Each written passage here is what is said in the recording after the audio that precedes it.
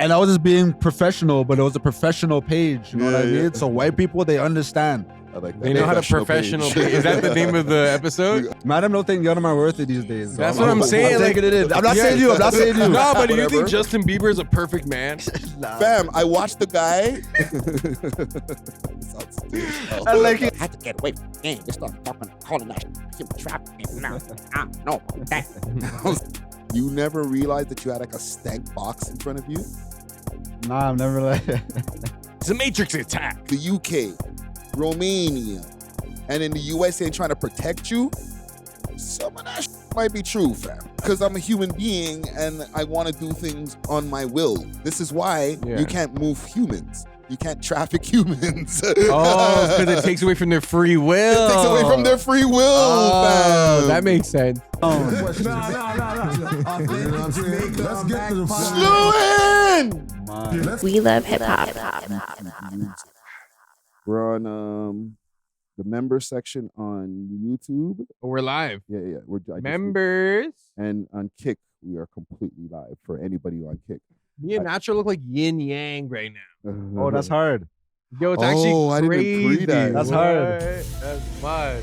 That's kind of sick still. Oh, man. What's the name of the song you want me to check out? Nobody Trim remix. Nobody.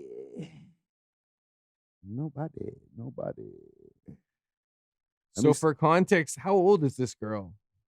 Yeah, and then you guys were talking about Trim off camera for the people who are just popping in now. Yeah, because it was stemming from a conversation about how you only hear female rap in Drake now. Like out of all the male rappers, you're only hearing Drake, but a lot of the female rap is running right now. No, that's facts. That's facts. Let me play this Nobody track here. Ooh. No, that's not it. Oh, that's not it? That's a remix? No, I wanted the... Oh, there's a remix. Is this with Mona Leo? That was the original. Play the remix to Mona Leo. My bad. Okay. Yeah. When I wake up, I don't care about nobody. This is the one? I got Yeah. niggas obsessed with my whole body. Yeah, the girl that were running rap right now. Oh my God. Yo, I did wasn't a ready. rap set the other day at my girl that I'm running. Yo, Sexy Red, Glorilla, Lotto, Cardi B, Trim, Wim Whammy, YK Niece, Bun B. All the girl them choose running. I tried to run a couple of the man. I tried to run some Future and shit. The energy kind of died down. Oh, Now they want female rap. Yeah, eh? bro. And new Drake. That and the new Drake is running. Also, the new Tory Lanez is fire too. If we're running tracks, could we run one of the new Tory Lanez real quick? Which one? Because I've listened to a couple of songs off of the Tory Lanez album, but I don't know which one is the one that's the standout right now. There's a few, but I would say okay, run Hasty for now. I like this one. I feel like Zara will like it. Hasty. Yo, shout out to all the brown listeners. I feel like the brown mans don't get bigged up enough. The brown girl up don't get bigged up enough. Tory Lanez bigged them up in the track. First 3 bars and shit. Hold on. So like, yeah, run that one. Hold on, DJ Natural Wave. I don't know. He did big them up, but I don't know if they're gonna accept the big up when he hears what he called them. Nah, it's a big up, fam. It's a big up. Let me find this album here. That song was, when I first heard it, I was like, no, this nigga didn't. It's called like Hasty Market Toronto or something like that. Let's go, man. Hasty Market. Just pull up. Hold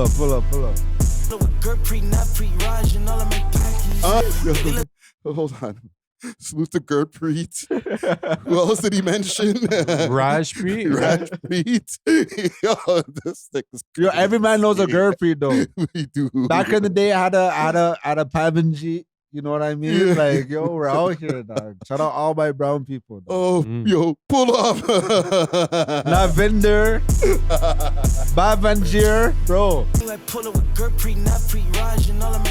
Gurpreet, Rajpreet, and Raj. Nightmare blood rotation.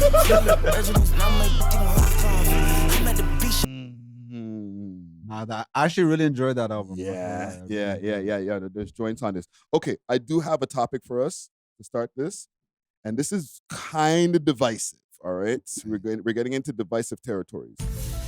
There's a viral voice note that's going out. Did you guys hear about the viral voice note?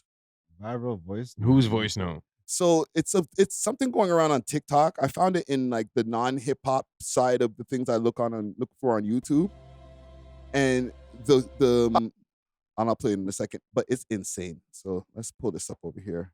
Salute to O'Shea Duke Jackson. That was the last video that I was trying to watch. So let's see what I got here. Boom.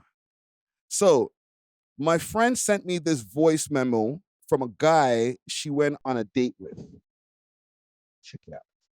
I figured I'd send you a voice note because it's like easier than like texting all this. But anyway, had a good time tonight. Definitely think you are lovely. However, I would love to, if we're gonna go to your place on Thursday, I mean, I am looking to have that physical intimacy. Talk about it. See if like I am sexually compatible with you. So like if I'm gonna come over, like I would be hoping to like hook up, have sex, have a good time, have like that romantic spark and that physical spark there for my own sake because it's hard for me to continue dating someone and seeing them if I don't know if I'm sexually compatible. So We love I know it you hot. guys, I don't know about that. So like I guess my thing is like what would be the point of me coming over then if we're not gonna like hook up and like point? cuddle and like be intimate with each other? And if that's what you don't want, that's fine. But like, fine. I think we should just like end it here then, respectfully, just because Respectfully. first date, that's fine. Like, you want to get to know each other, I'm all about that. But like, I am looking to have that physical aspect there, and I don't want to continue seeing someone. It if I sounds so don't know corporate. Yeah, like what a If pitch. that's good, if that's not there or not. So What up to you. Let me know. I'm Alright. happy to. Let me if know. you do want me to come over, I'm happy to do so. Would All love right, to me. fuck, have a good time, and you know we Have a can good time. have some wine, hang out, and chill. But if you're not trying to hook up, then like I think we should just go our separate ways. Let me There we know. go. Yo, that was like a 2-minute voice note. Not once did he mention no I money. figured I'd send you a voice note because it's like easier than like text. Why would he have to mention money? I mention no days, no night. I feel like No, if they went on a date before. a day, but I feel like if you're gonna pitch something like try to make it seem enticing, like so he's gonna go to her crib, she's gonna have to prep everything, get everything prepared so that he's gonna have a good time. And I just feel like that wasn't like the best pitch to give the shot. It was a terrible pitch. You know what I mean? For many different reasons. Talk I about it, think please. For one, right? Like, and let me know if you guys feel like this, but in life, right? You know, sometimes you fixate on something and it doesn't happen, but then you don't fixate on it and it just happens. Yeah. It's one of those situations where like she's inviting you over, just see what the vibes is. Don't be like, like I Facts. have to like have sex with her. Yeah. Because like- she's inviting me over. Like, what are you, an animal? You know, like and to say, oh, to see if there's a romantic spark, let's have like that's not how it works. You get the romantic spark first, and then you have sex. you'll It's like- know. Yeah. You know, like, oh, maybe halfway through we're gonna feel this. Like, bro, like, what do you like? Who are you trying to get this off on?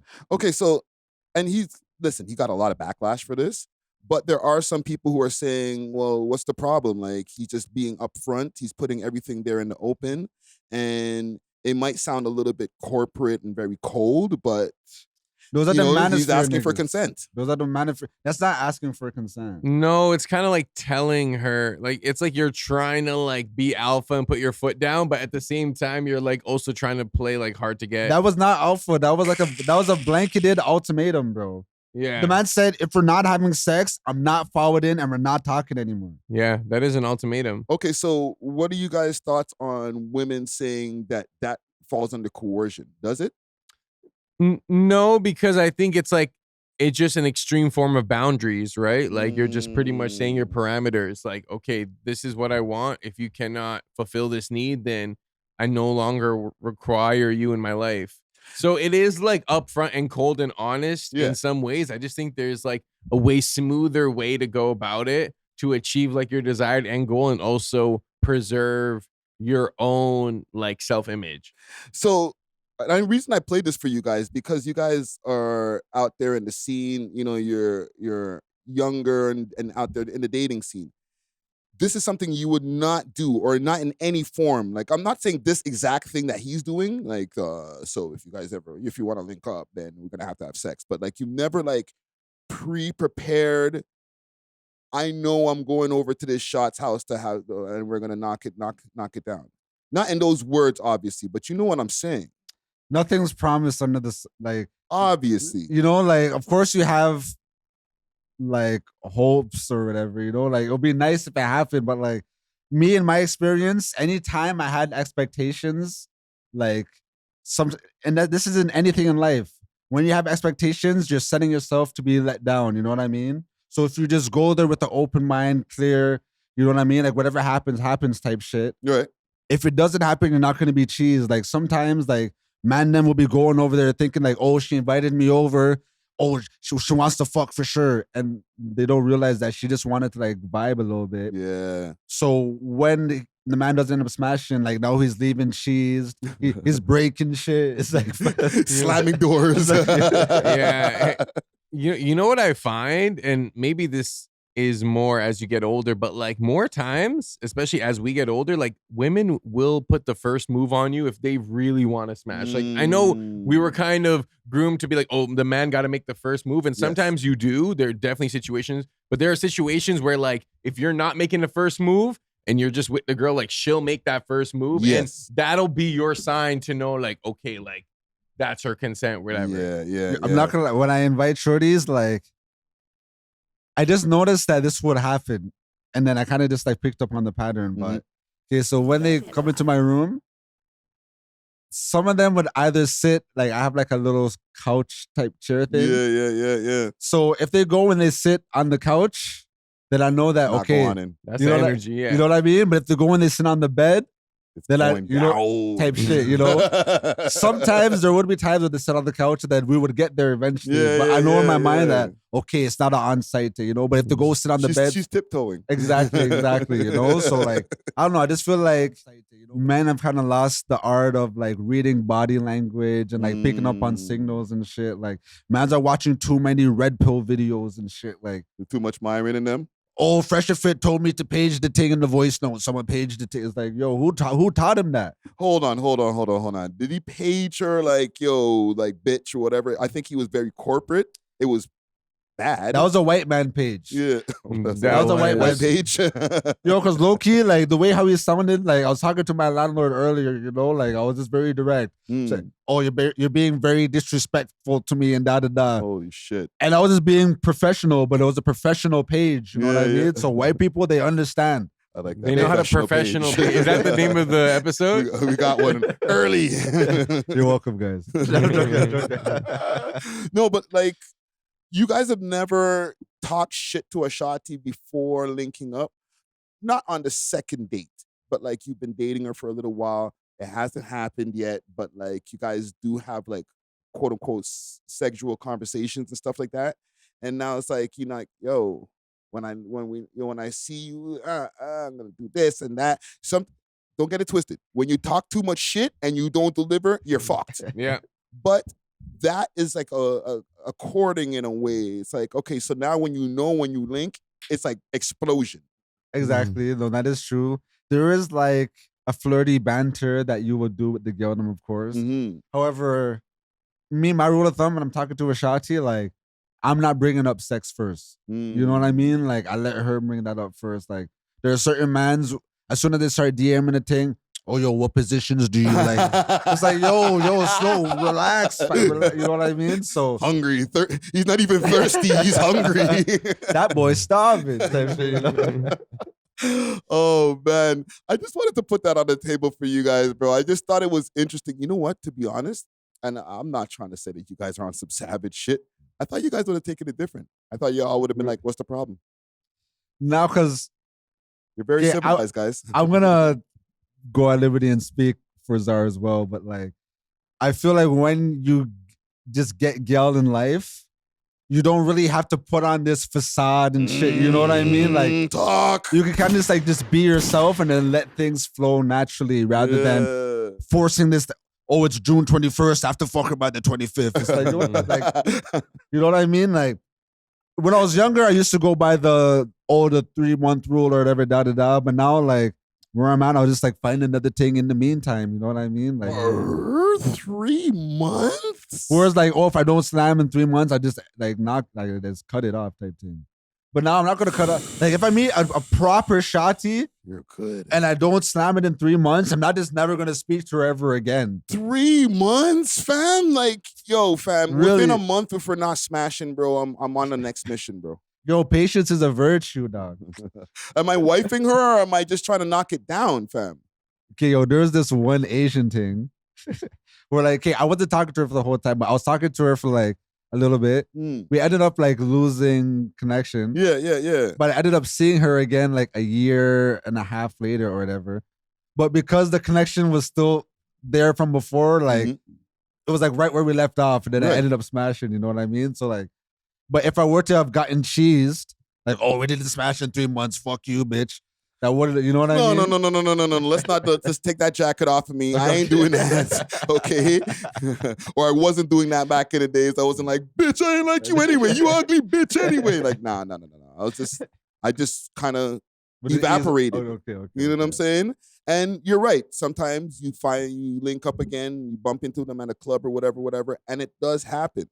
But I'm not pursuing anymore after a month, fam. I'm off this. We're not going on no more dates. I agree with the that. money lock off. I agree with that. The level of, I guess, courting will definitely change. Wean that off. But like, I won't completely cut it off, especially if I think that she's like worth it. You know?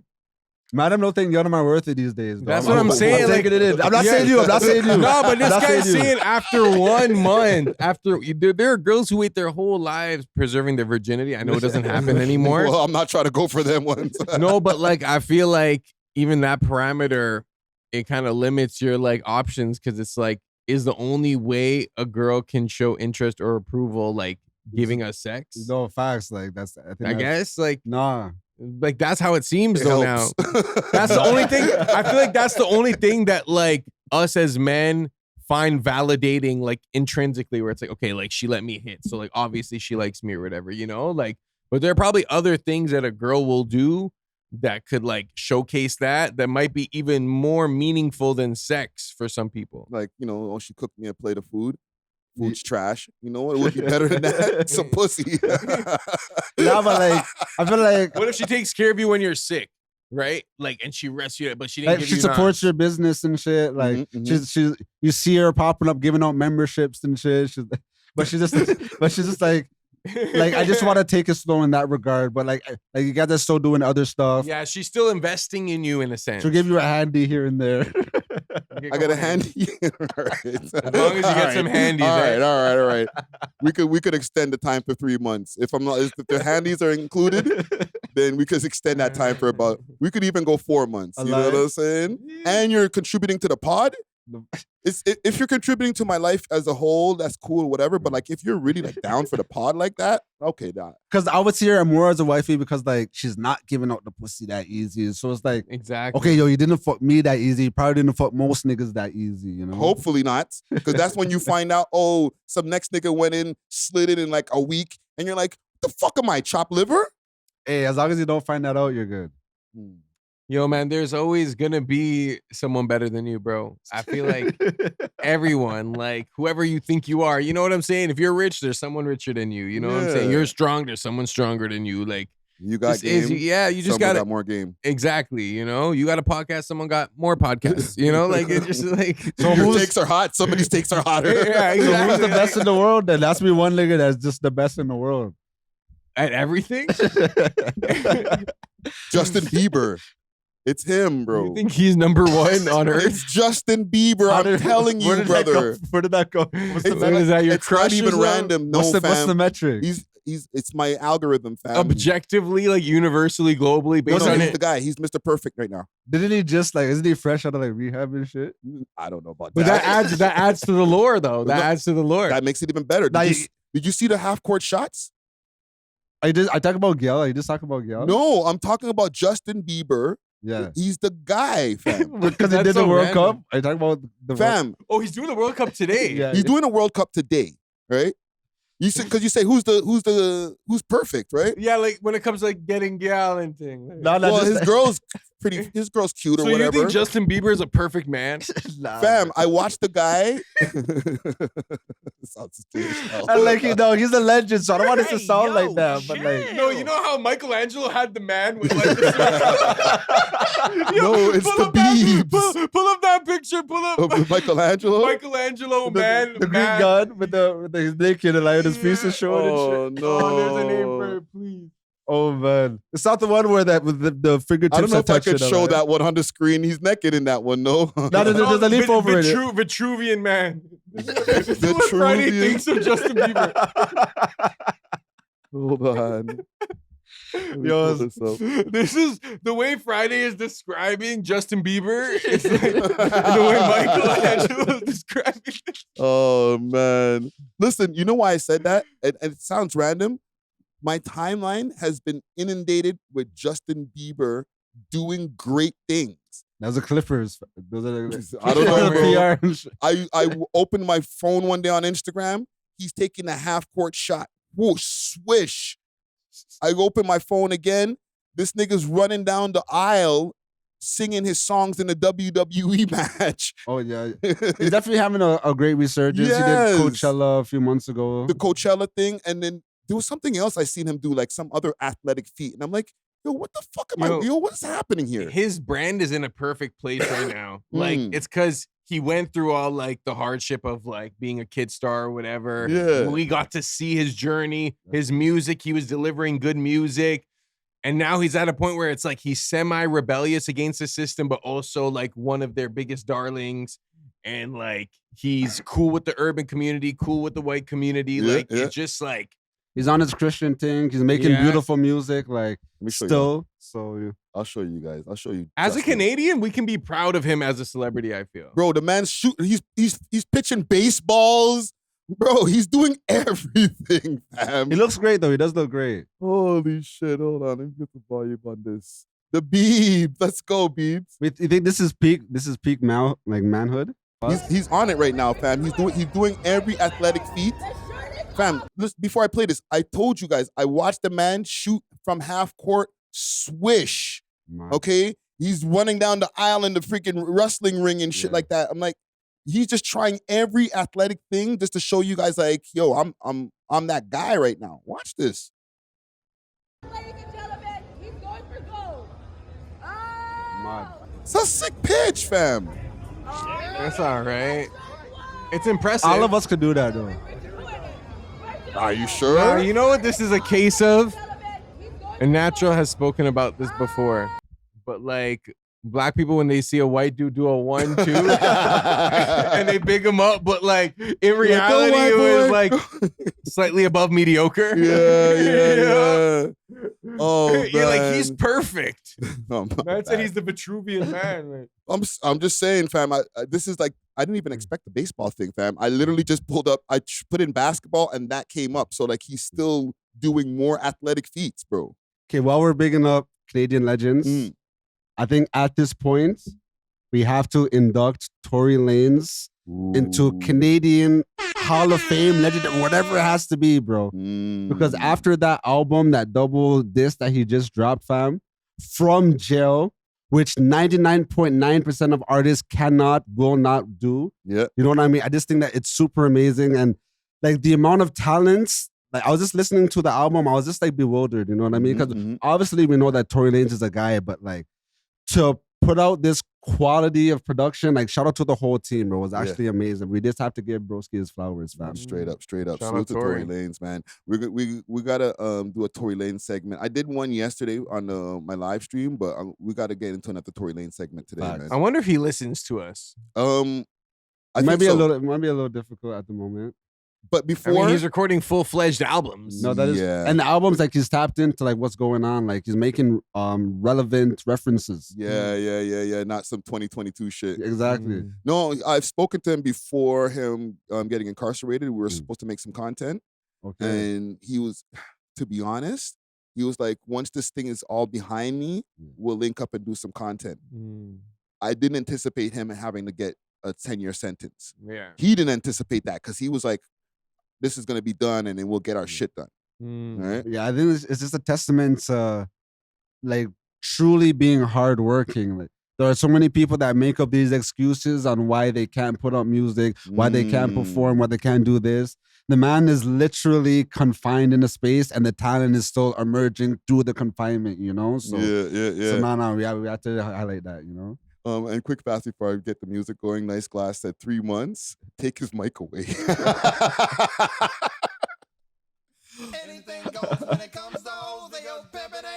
Salute to all my human traffickers out there, man. Like a pimp. That's the song. Like a pimp. That's Did you say shout out? That's what they call them now. No, they don't call them pimps no more. I'm sorry. I'm being like correct for the times. HTs. The HTs. They don't get no salutes. The PIs. And I just caught me off guard. So I'm saying, fam, before the bubble backs and stuff, you could call. They are okay. The cool, the romanticized version of what we've been calling. Oh, you pimp. Oh, pimp. Oh, all of this. This came from that. From the pimping culture, right?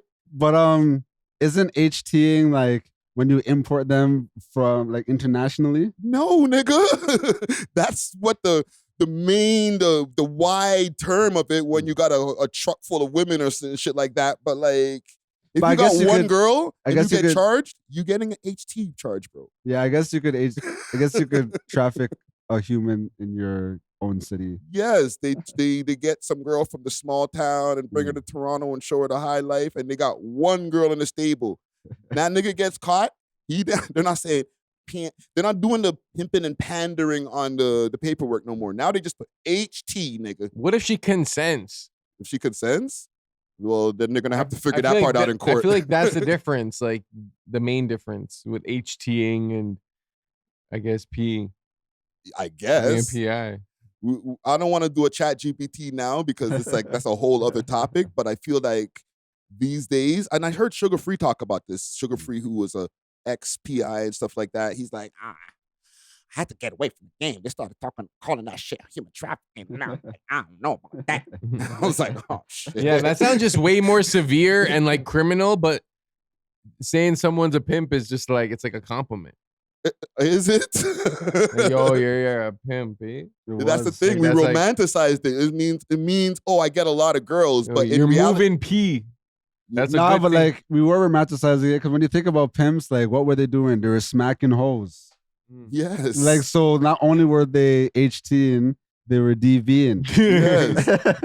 And then making them go outside against their will and all type of shit. Oh man, you such a cool pimp. Remember in Boondocks when the pimp had the Shachi running behind his whip? Out of some punishment things. It's like slavery, brethren. We're like bigging up slave owners. But it's like they branded the term pimp in a way that makes it sound positive. They had good PR. Great PR. Amazing PR. What? The clothes and everything, fam. When I was young, and I swear we're going to get to the intro. When I was young, I watched this movie called American Pimp, okay? Yo, it made it look so cool. There's this one guy, I forget his name, and the people in the chat will know. And he was on the golf course with all these businessmen and stuff. And he's like, I'm a businessman, you know? And, you know, he's there with all these other white guys and stuff like that. And he's like, I do real business. I'm a businessman. And he had all the nice clothes on like everybody else. And I was like, wow, those guys are cool. I had to like brainwash myself from watching that shit, bro. It's my shop, bro. But yo, let's get into it. We said the word pimp so many times. I know this video might be yellow by now, but we here. Let's get into it though. We are Bach is the world's most smoked out podcast. We love hip hop. I'm your host of the most, host Friday Ricky Dread, aka Podcast Poppy, aka stirring up some shit, aka Mr. AKAs. We back at it, episode 702. We love hip hop studios. We got back in the building, the Turkish Thrill. You might see him aura farming downtown.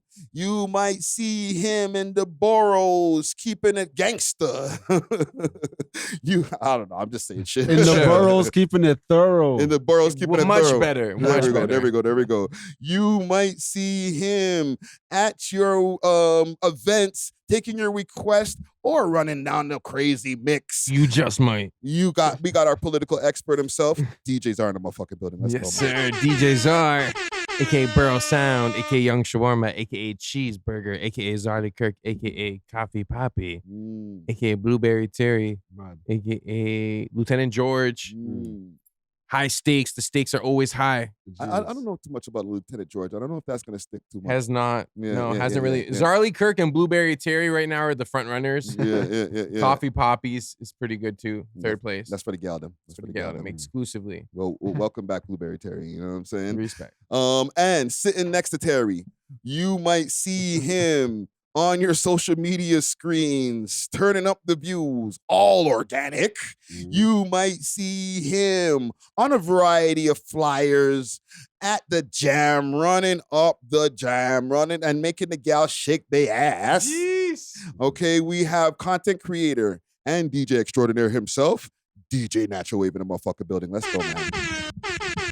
Shout out all my fans, man. What you saying? It's keeping it short and sweet. Yeah, just shout out the fans. Yeah.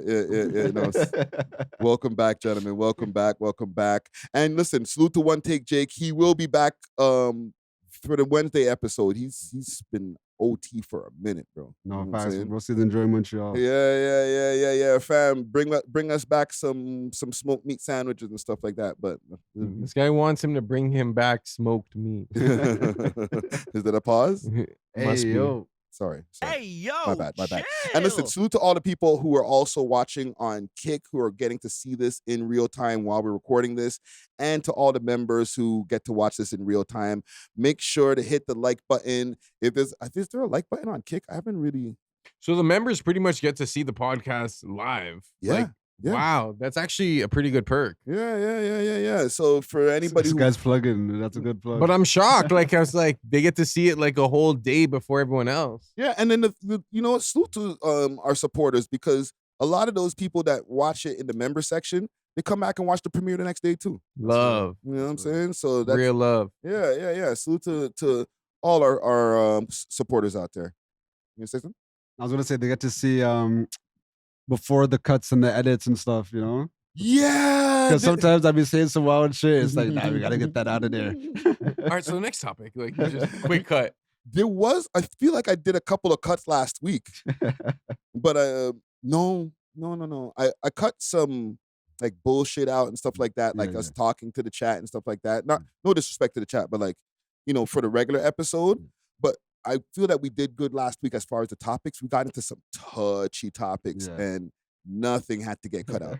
So salute to you guys. But let me salute the sponsors, and then we can get into what we got to get into, starting with Exotic Hot Pot. From high grade strain to authentic grab and all the rolling essentials, Exotic Hot Pot is about elevating your smoking session in true 5-star fashion. And if you want to get delivery of some of that Exotic Hot Pot here in the GTA, hit them up on their Instagram page. That's Exotic Hot Pot.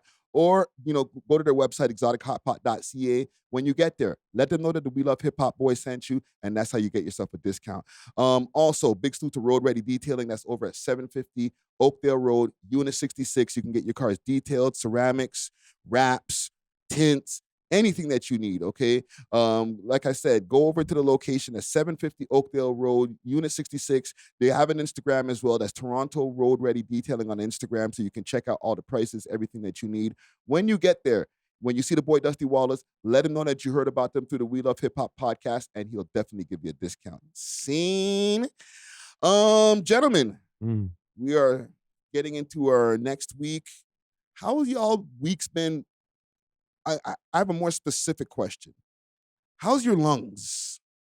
We've gone through a week of this. The fires are still happening. You guys are outside. Has anything been canceled? Or like even when you guys are moving around, do you feel like lethargic? Anything like that?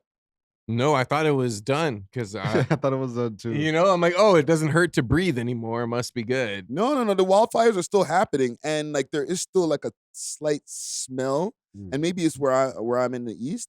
I could still smell like a little bit of that like matches. Yeah, like that burning smell. But like even like during the week while it was still heavily out there, like was it like a problem for you guys moving around? It wasn't a problem. I just think I chose to stay indoors a little more. But besides that, it was like you got to do what you got to do. I'm not gonna like hide out, but I tried to avoid being outside those days. Yeah. I DJ'd Thursday, Friday, and Saturday, and like you feel I shit. did, yeah. I smoked gravel and shit, so So like when you're leaving, like, okay, Thursday was still heavily out there like that. Okay. So like you're leaving Thursday night. You're not like, yo, what? Yo, this Really? the It was air like- smells like shit. I can't barely breathe at 4 a.m. It was like evening when I left Thursday, so it was like still pretty early. Mm. So like the sky didn't seem foggy or hazy or Yeah, anything. yeah, like- yeah. But maybe because it was so bad before that any clarity seemed like a normalcy. Yeah. You know, but yeah, I didn't notice anything out of the ordinary. When I was a baby, I got like nasal surgery, so like Mm. my sense of smell isn't the best, you know. So I'm not the best gauge for that. That's why Nacho's using his eyes to see if the air is okay. Yeah, don't be deceived by the blue air right now. If it was an apocalypse, I would have been cooked. I would have walked outside and got some. Holy bro, that's not having a sense of smell like that is mud. I know certain shorties. I know they're amped. Like he didn't even know. Oh He didn't even shit. know. I didn't even think about that part, bro. Idiot thing. Yo, so wait a minute. Hold on. We need to unpack this for one quick second. Just a quick second. You never realized that you had like a stank box in front of you? Nah, I've never like.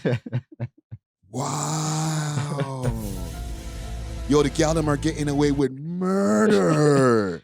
In my mind, I just want to think that like they all were pristine. You know? It also was like rainbows and Skittles. You might have had a couple of fish fest in your house and you didn't even know. Probably. One of my shouties said that like this is so that she would like puff around me, but she would do it silently. Oh no! Like You wouldn't be able to I would be smell. none the wiser. I would be none the wiser. Yo, gal them, yo, for the 9%, and out of them he's trying to pull up on natural, got it. Crazy. But speaking of Galdem pulling up, I said shout out to the fans earlier. Yeah, yeah. This happens, like once a month or whatever. But cause like normally people will hit me up like, oh, recognize the content, da da da. But this shorty, she was with her man or whatever. She pulled up on me. She was like, oh, I'm a super fan of your content. Oh fuck! I love everything you do. I came to this party specifically for you. She literally waited until the party was done. Like I'm there setting, I'm tearing down like my shit, And then she's like, "Oh, like can we get a picture or whatever?" Oh shit! You know why I'm having these overt reactions? Because the first thing you said is that she's with her man. Yeah, no, her man took the picture type shit. Oh shit! And he's not in it.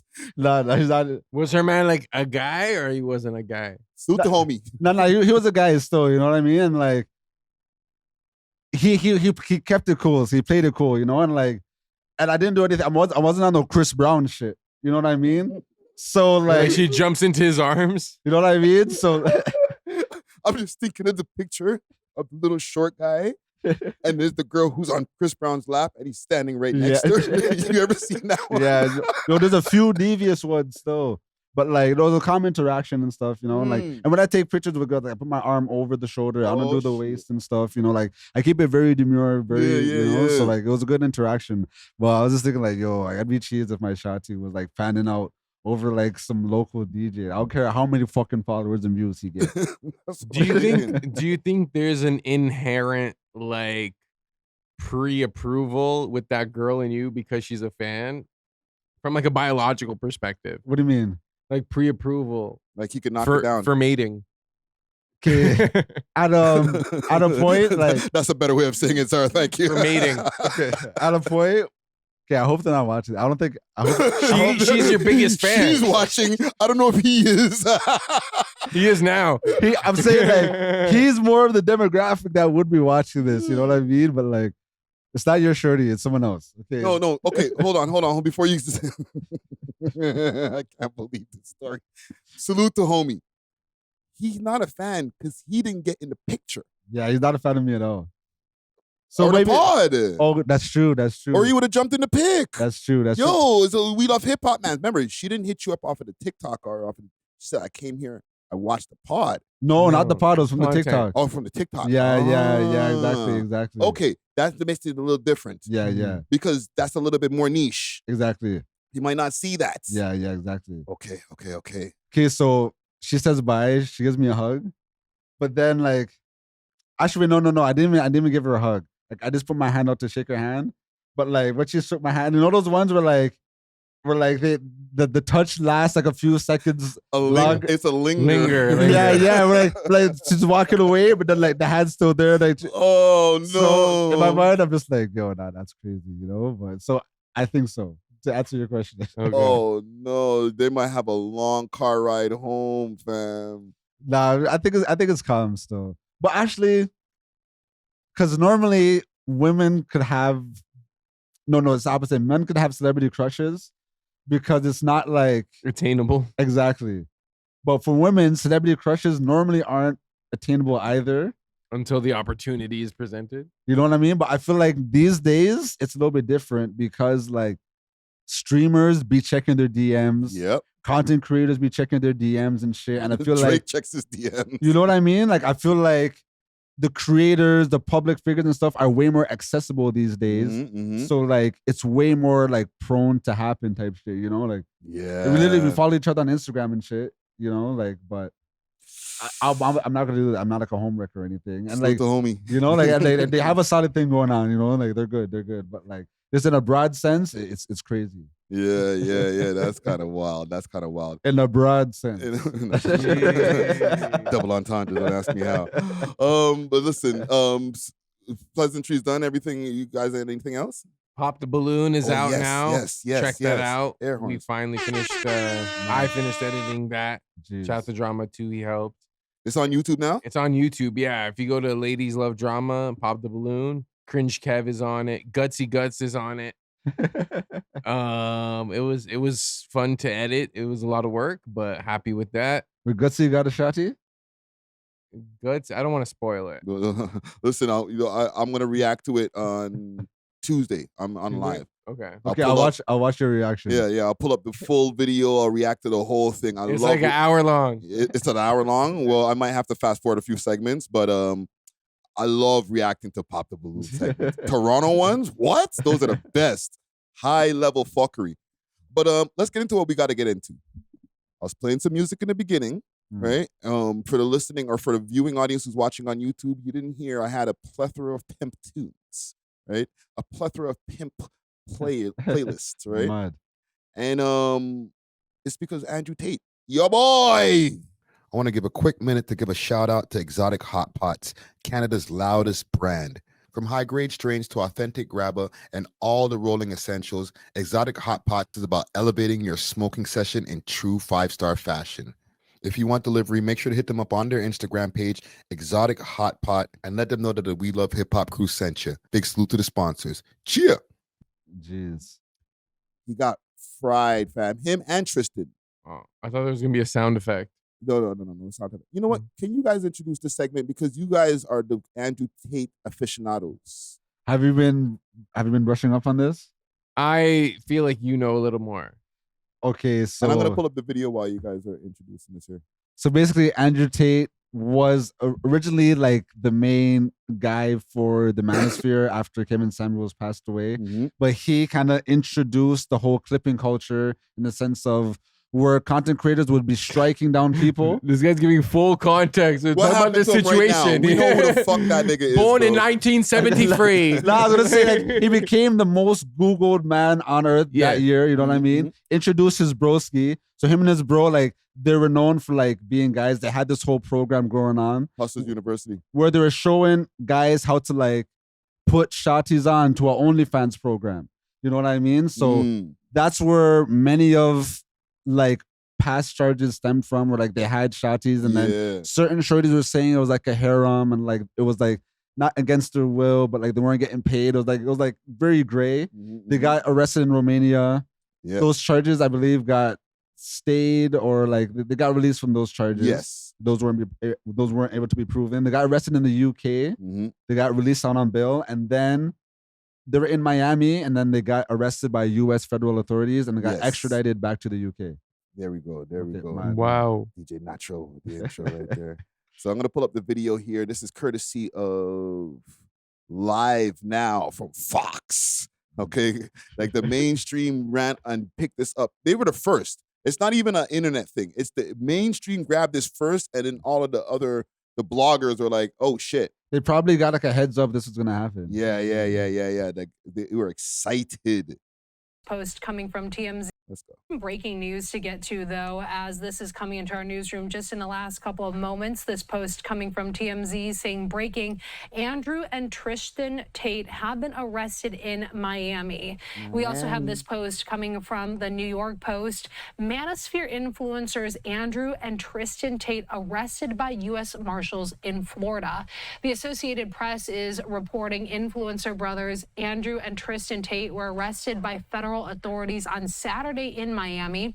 That's according to the U.S. Marshals Service. The charges against the pair were not immediately announced, but a spokesperson for the Marshals Service is telling the Associated Press that the warrant was sealed. I want to put up some video on your screen right now of this coming in from the Crown Prosecution Service, who has decided to bring additional charges against the brothers, Andrew and Tristan Tate. Following their arrest, prosecutors will seek extradition in relation to the original charges and the further charges they have authorized. So just reading from their website, once again, they're deciding to bring those further charges against the brothers, Andrew and Tristan Tate, in relation to 4 further victims. The CPS deciding to prosecute Andrew Tate, who is 39, with 7 further counts of 3 counts of arranging or facilitating trafficking for sexual exploitation, 3 counts of assault, and bodily harm, and 19 additional charges for offenses relating to indecent images of and extreme pornography. The CPS deciding to prosecute Tristan Tate, who is 38 years old, with 1 count of sexual assault, 2 counts of and 3 counts of arranging or facilitating trafficking for sexual exploitation.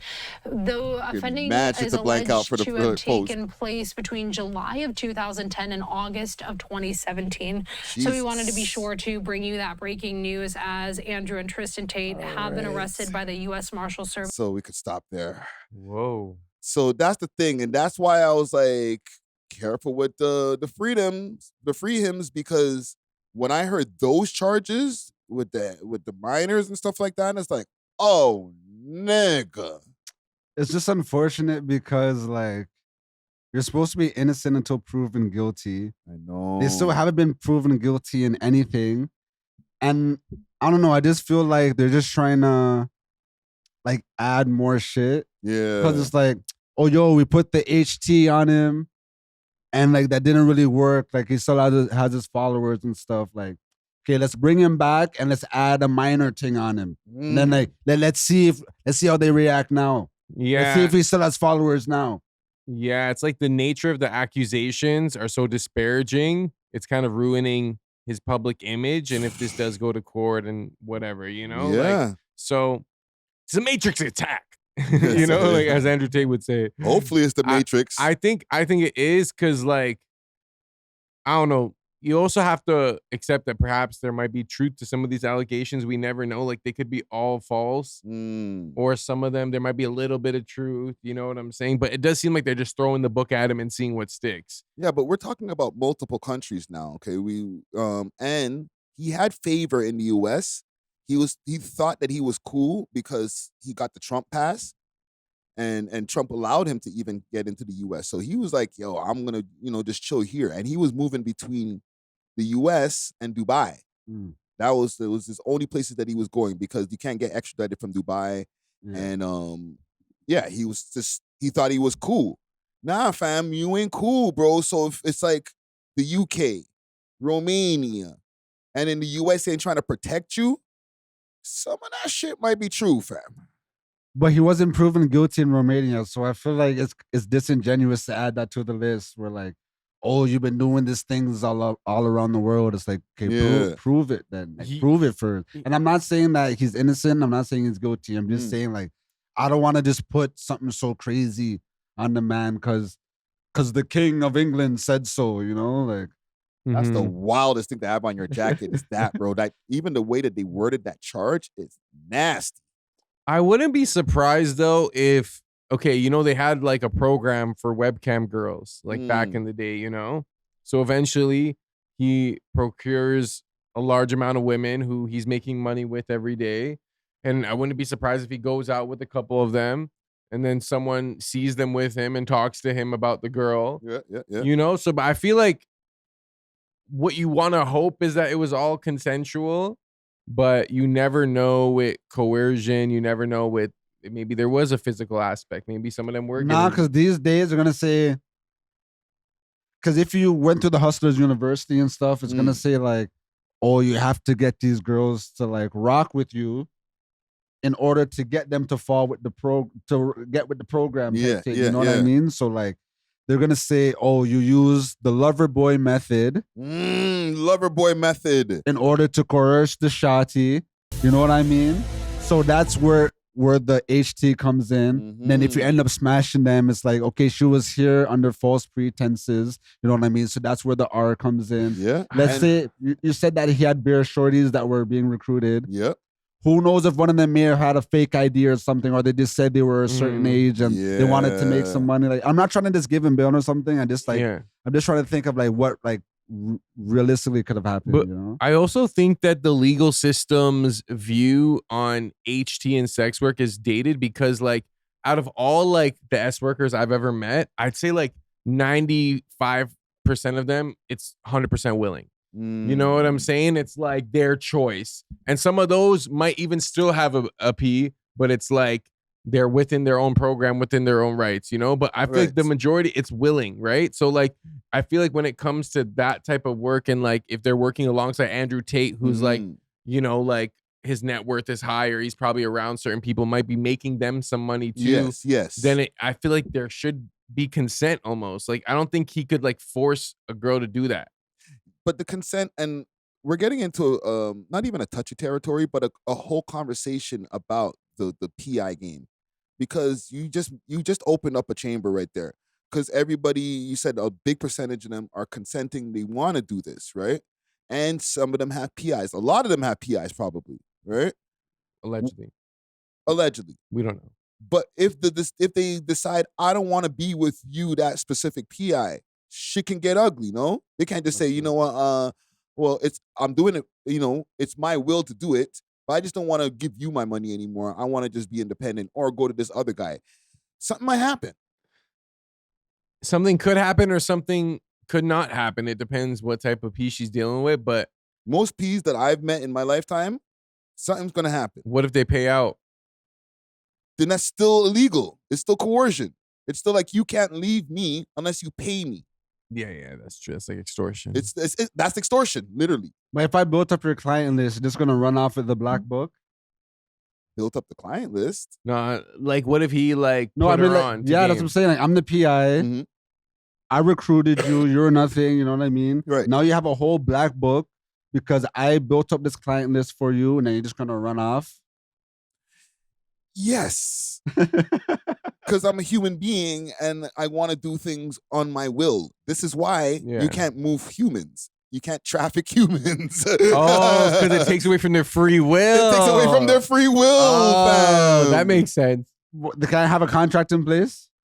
I guess. But then, like, could you have a contract in place for that kind of work? I don't know. If they legalize it, then sure. No, I definitely think there is a way where, like, you'd have to probably put it under, like, some entertainment company and be like, this investment suggests that I will have this much percentage of your money in perpetuity. I get to keep all your shit. Yeah, until this fine is paid. Based on how he was explaining the Hustlers University and stuff, I don't think it was that meticulous. They're finding Gyal and putting them on cams. You know what I mean? They were taking the bread. They were messaging the men type stuff, you know? So I feel like there was a lot of control.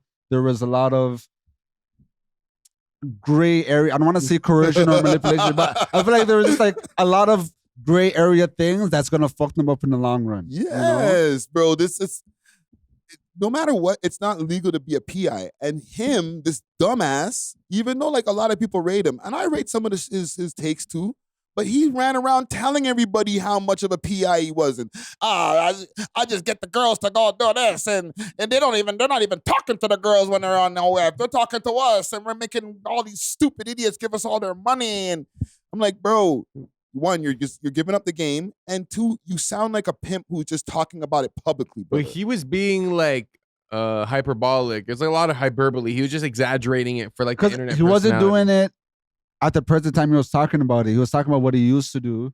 You know what I mean? So like That's what they're getting him for. I know. What he used to do. I know, Yeah, in but- 2010, from 2010 to 17. But didn't they change the laws where it's like they're changing the what is it? The timeline on when you can get charged for something. What is that called? The statute of limitations. Statute of limitation. Didn't they change the law of like the statute of limitations where before it was a certain amount of years, but now it's a certain amount of years after you remembered it happened? Yes, and they did also something recently during the time of the Diddy case where they opened up this thing for a certain amount of time. I forgot exactly what the way they worded the law, but they opened it back up so that people from back in the days, in a certain window of time, can bring their cases back up. And then when that window is closed, boom. But we gave you a chance from like the time when the statute of limitations So were like, up. what if he was on some Keefe D shit where it's like, okay, yo, my statute of limitations is up.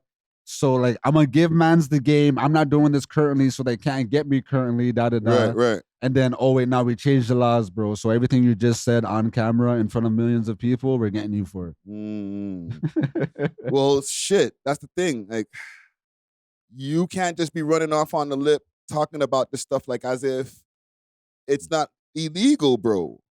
Andrew Tate was talking about this stuff like it's not illegal, fam. As somebody who, when I was in the streets, bro, they're listening to PIs and they're not out there on Instagram talking about this shit. But Snoop Dogg was talking about it as a rapper. Is that the exception? Is it illegal? Like, if I meet a shawty, you know what I mean? It's just like, oh, I want to make content. But I don't know how to get views. So like, if you help me with my content, like I'll give you 50% of my earnings or whatever, right? Is that illegal if I'm like, you know, like, you see what I'm saying? I don't think it's illegal.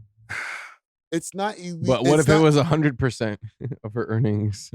It's not unethical, I guess, in a way, but it probably could still be considered illegal. Really? What? That's an exchange of services. Look what's going on with Diddy. He got like 5 years. I'm not fucking okay. Like, she has her OnlyFans. Okay. She's doing her OnlyFans thing, but she's like, yo, I'm not getting no views, Mm-hmm. I help her with content or whatever, and then from the new revenue she has, she's giving me 50% of it. I'm not fucking her. I'm not recording the videos. I don't see a problem with that. But I'm shook, fam. I'm scared now, fam. I don't know, bro. Like the gal them, bro. I get knocked for that stuff. Yeah, fam. I can say, you know what? Sounds good to me. I don't see a problem with it. You're under arrest. You know what I'm saying? They go take this recording right here and they'll be like, you remember when you were talking about that? And I'm like, fam, we thought it was legal. Diddy thought it was legal to bring the Eskies from wherever to this place so that his girl could smash them. Yeah. His girl's picking up the Eskies for him and everything is cool. Like, yo, you know, they're all consenting. They're asking Everyone's for happy, more. yeah. You know what I'm saying? They're all freaking 2-seat out going crazy. He's in jail. Yo, go for it. It almost seems like, to some regard, the government shouldn't have any say over that sort of interaction. Nah, hold on. The government needs to have hold on, bro. That's what people are starting. Why? Because if people are doing something against their will, then someone needs to step in. I'm saying consenting, where it's like you meet a girl, you guys agree on this, that. There's an exchange. It's like, just, why should the government get involved in like consensual agreements? But how could they prove that she got consented? And how could they prove any? Like, I guess. Because what if the man could just box up the shawty, yo, when they ask you, just see, you know what I mean? Oh yeah. She got her doctors on. I consented. I feel like it's like, you know, like innocent until trigger worded. Innocent until innocent until proven guilty. So like the barrier of proof would be showing that she did get coerced, not that like, oh, like how do we know she wasn't coerced? It's like she had to prove that she did get coerced. You know? I think that's how it used to be. You know what I mean? And like more times that's still how it is. Like there's a lot of like victims who don't get justice because like it's very hard to prove essay. It's very hard to prove certain things, you know? Yeah. So like, I don't know, like the man, I don't want to say you reap what you sow, but to Friday's point, like he was popping his shit. Talked a lot of shit, man. You know, like when I did my Fs, you know, like I'm not out here talking about, oh, yo, this is what I did and this is what you guys got to do and blah, blah, blah. It's like, nah, fam. Like, Yeah, we got them dummies. Yeah, Like that's literally how he's talking. He's not only dissing the gal them or like exposing himself with the gal them. He's like dissing the customers who are Dissing the watching government. his shit and the government. Yeah. Yeah, that's true. Yeah. So they're not gonna make it easy on him. No salute to Andrew Tate or Tristan because those charges are wild. So innocent until proven guilty, obviously, but yeah, I'm gonna have to hold off on that. We'll keep an eye on that case. Yeah. I got something over here in the chat. Old John Crow 416 Trackstar Music. Salute to you, brother. He said, "Yo, Friday." You know what? I'm gonna put it on the screen. Let me do something new for the people that said, "Yo, Friday," and you guys can't see it here. Comedian Majah Hype dissed Mr. Lewin on the Uncommon Sense podcast today. Yo. oh, yes, Majah Hype is in the city. He did the Entertainment Report podcast as well. Oh, and the thing is, I was trying to link him, you know. Yo, do we have the timestamp? Old John Crow timestamp? Yeah, what's the timestamp? I'm going to go look that up right now. That's a side mission right there. if I ever heard one myself. Actually, Nah, shout out Majah Hype. Majah Hype is hilarious. Original comedian, like Caribbean jokes type shit. Like, but he's super viral for like almost a decade now. Yeah. And where is he from? That's a good question. I want to say that's the thing, right? I want to say he's Trini, but he's from New York. You know what I mean? Yeah. But I want to say he's Trini, but he does every accent. He does the Bayesian accent, Jamaican, Trini, Guyanese. He does the Brooklyn. He does the right, like he goes crazy. But you know why I ask you that, right? Because that's part of his thing. He don't like when people ask him like, "Where are you from?" He never tells them. Really? Yeah. So like it keeps it like yo, but which island, brethren? Like, yeah, I'm gonna start doing that. Yeah, I think he's actually revealed it finally over the years. But when I first started seeing him on the timeline, he used to be going to mad radio stations. They're like, okay, so which one? No, you're from Jamaica, obviously, and he'd be like, he'd be doing some coy shit, just shrugging his shoulders. He doesn't give Jamaican because too much wig and dress and you know what I mean? Respectfully. He said, "Bad man, no, when a wig, no dress, bitch." So this is the thing over here: Majah Hype, family address. Finally, family address is beef, joke stealing, and Caribbean. Comedy. Yo, they probably have the timestamps in there. Yeah. We're gonna tail off and conclude with some final. This is a good aspect of having the chat while we do the pod. It's part of the intro too. Ooh, for real? Let's hear this. Sentiments and Salute on Common Sense. When do we talk about the dude that was up here? That was. I didn't know if you guys want to talk. We could talk about that. We just been kind of like just leaving that nigga alone. Y'all been kind of like like we been writing tap shit. dancing around the shit. Let's talk about the clown that keeps talking about he's the best comedian in the fucking world. Let's do it. Let's do it. Where you want to start? Y'all cover all these bullshit Clown. questions. No. You know what I'm saying? Let's get to the Lewin! Let's address the fucking elephant in the room. Okay. You understand? No. Because on my way here, I was shown that he actually posted something about me just now. Really? Ooh. He was dissing Majah Hype? Yeah. Yo, Old John He Crow. disses everybody. Shout out Old John Crow. Thank you. Slew them a beer, feelings them a carry. Them done bow already and them Hold on.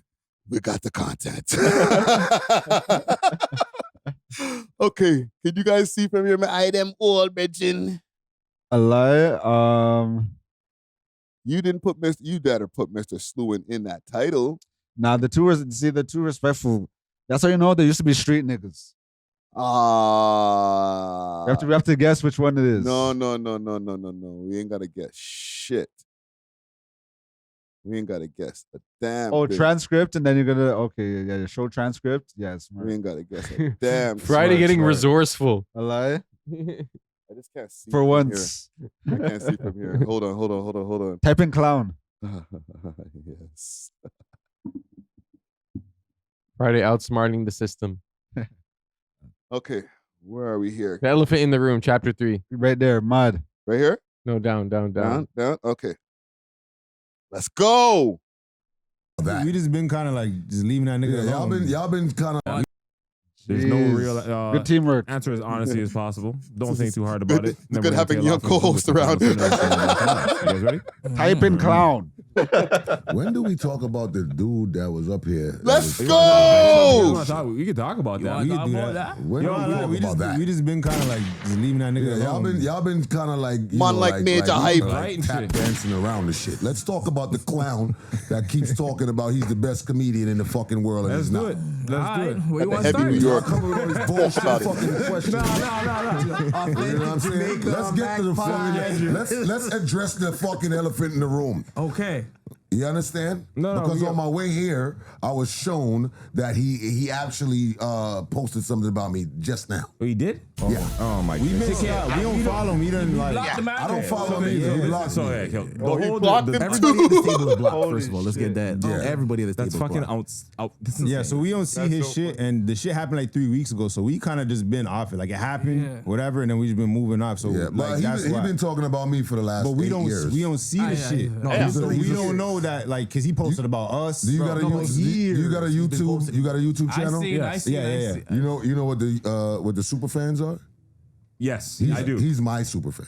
Oh, 100%. Word. That doesn't even sound good. I was gonna say, what I is don't want to be a super fan. Am I able to ask like where stems or where did your this discrepancy with said individual stem from?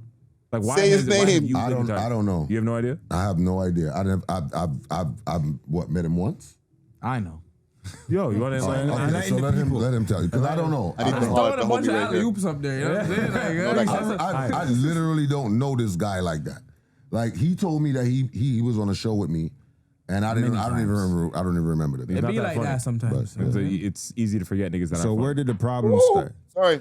the problem started when, for me, go No, ahead. you go ahead. No, say your The piece. problem started when I became successful and he didn't. No, that's not where the problem started. Problems start like that sometimes. It can't start. No, So let me but- just say this. As I was driving over here, I was shown a meme. And the meme says, you guys are still allowing Major to make you guys believe that he's Jamaican. All right, so let's address it. I'm from North Korea. I fuck with it. I'm not Jamaican. I'm from North Korea.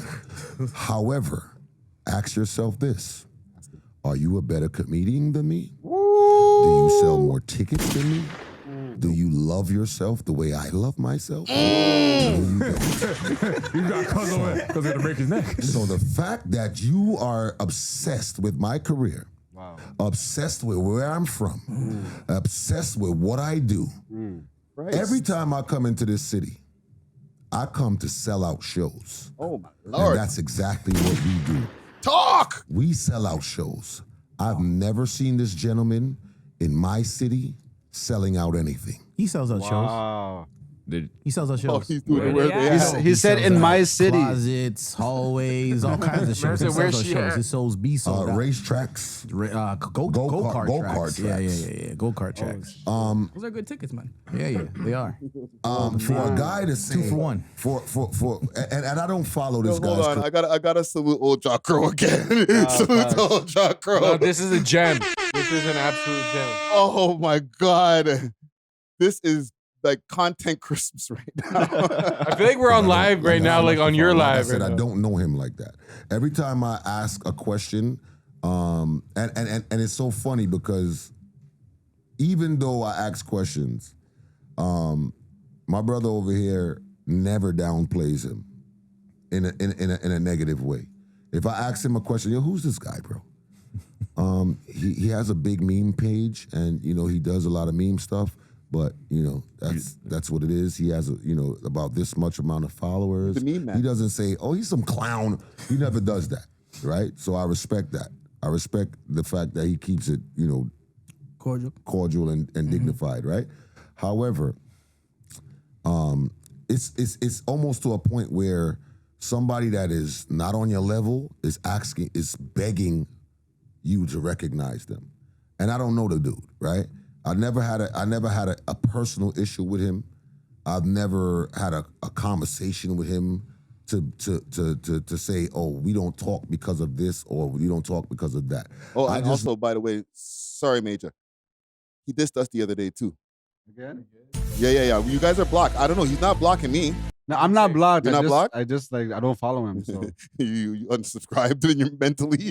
What did he say? I want to check it out. I never followed him though. Like, Mm. but like I know like people like they repost some of his memes and shit. So that's why I would see his stuff. Let's see if I can find this on the quick fast here. Let me, How recent? like literally like a couple of days ago. Let's go to Mr. Lewin's page. Slew them up your feelings, them I carry. Let's see here. Now this is a nice little detour still. All right. No content farm off of Mr. Lewin real quick. It was something. Where was it? I found it when I was. There it is. The podcast that tried to make me look bad. And he might not be talking about us. All right, make me look bad, guy. Can you read that for me? I can't read. Yeah, it. the podcast that tried to make me look like a bad guy for how I spoke to a woman just did an interview with blank who kidnaps and beats women. Oh, We're talking about GTV and their Smiley interview. no, he's not. That I pulled this up on the live stream yesterday or a couple days ago. Yeah. He's talking about this interview, Which interview? the one that we're watching Majah Hype? right now. Oh, I was trying to figure it out. Okay, my bad. I'm not trying to put on Smiley that he kidnaps a bitch. No, because I don't know about anything with Majah Hype neither, but I don't know enough about Majah Hype news. No, you're actually right because he did go through like a little bit of a cancellation period where there was like some abuse allegations or was this like some drama, some toxic drama, you know what I mean? All the man them go through. How you mean? Yeah. So that's who he was talking about. He was talking about Majah Hype. Yeah. Remember, this is a pre-recorded interview. Mm-hmm. Let's get back to it. Okay, now it all makes sense. It's all making sense now. Know that he's been trying to make himself seen based on my life experiences, right? And to me, that's his biggest problem. His biggest problem is you can't identify your own blessings because you're too busy watching somebody else's. You're worried about what I do. Every time I come to this city, he has to put something up about Majah. He has to talk about Majah. Told you. I don't understand why.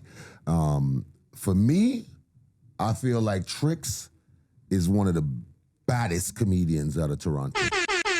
Man, like He Trix. cannot stand toe-to-toe with Trix on any day given. Legend. On Trix's worst day, he cannot stand toe-to-toe with Trix, right? And I respect Trix, and I respect all of the comedians in Toronto. I respect Norm. I respect my brother Marlon. Legend. I respect everybody that we have done shows with. Of course, Wes is the person that finds these comedians and put them together on one stage, and we all live as co-workers and brothers. This is the one person that continuously decides to call Majah Hype's name in a negative way, and I don't know this guy from a can of paint. Brother, you're not on my level. You will never be on my level.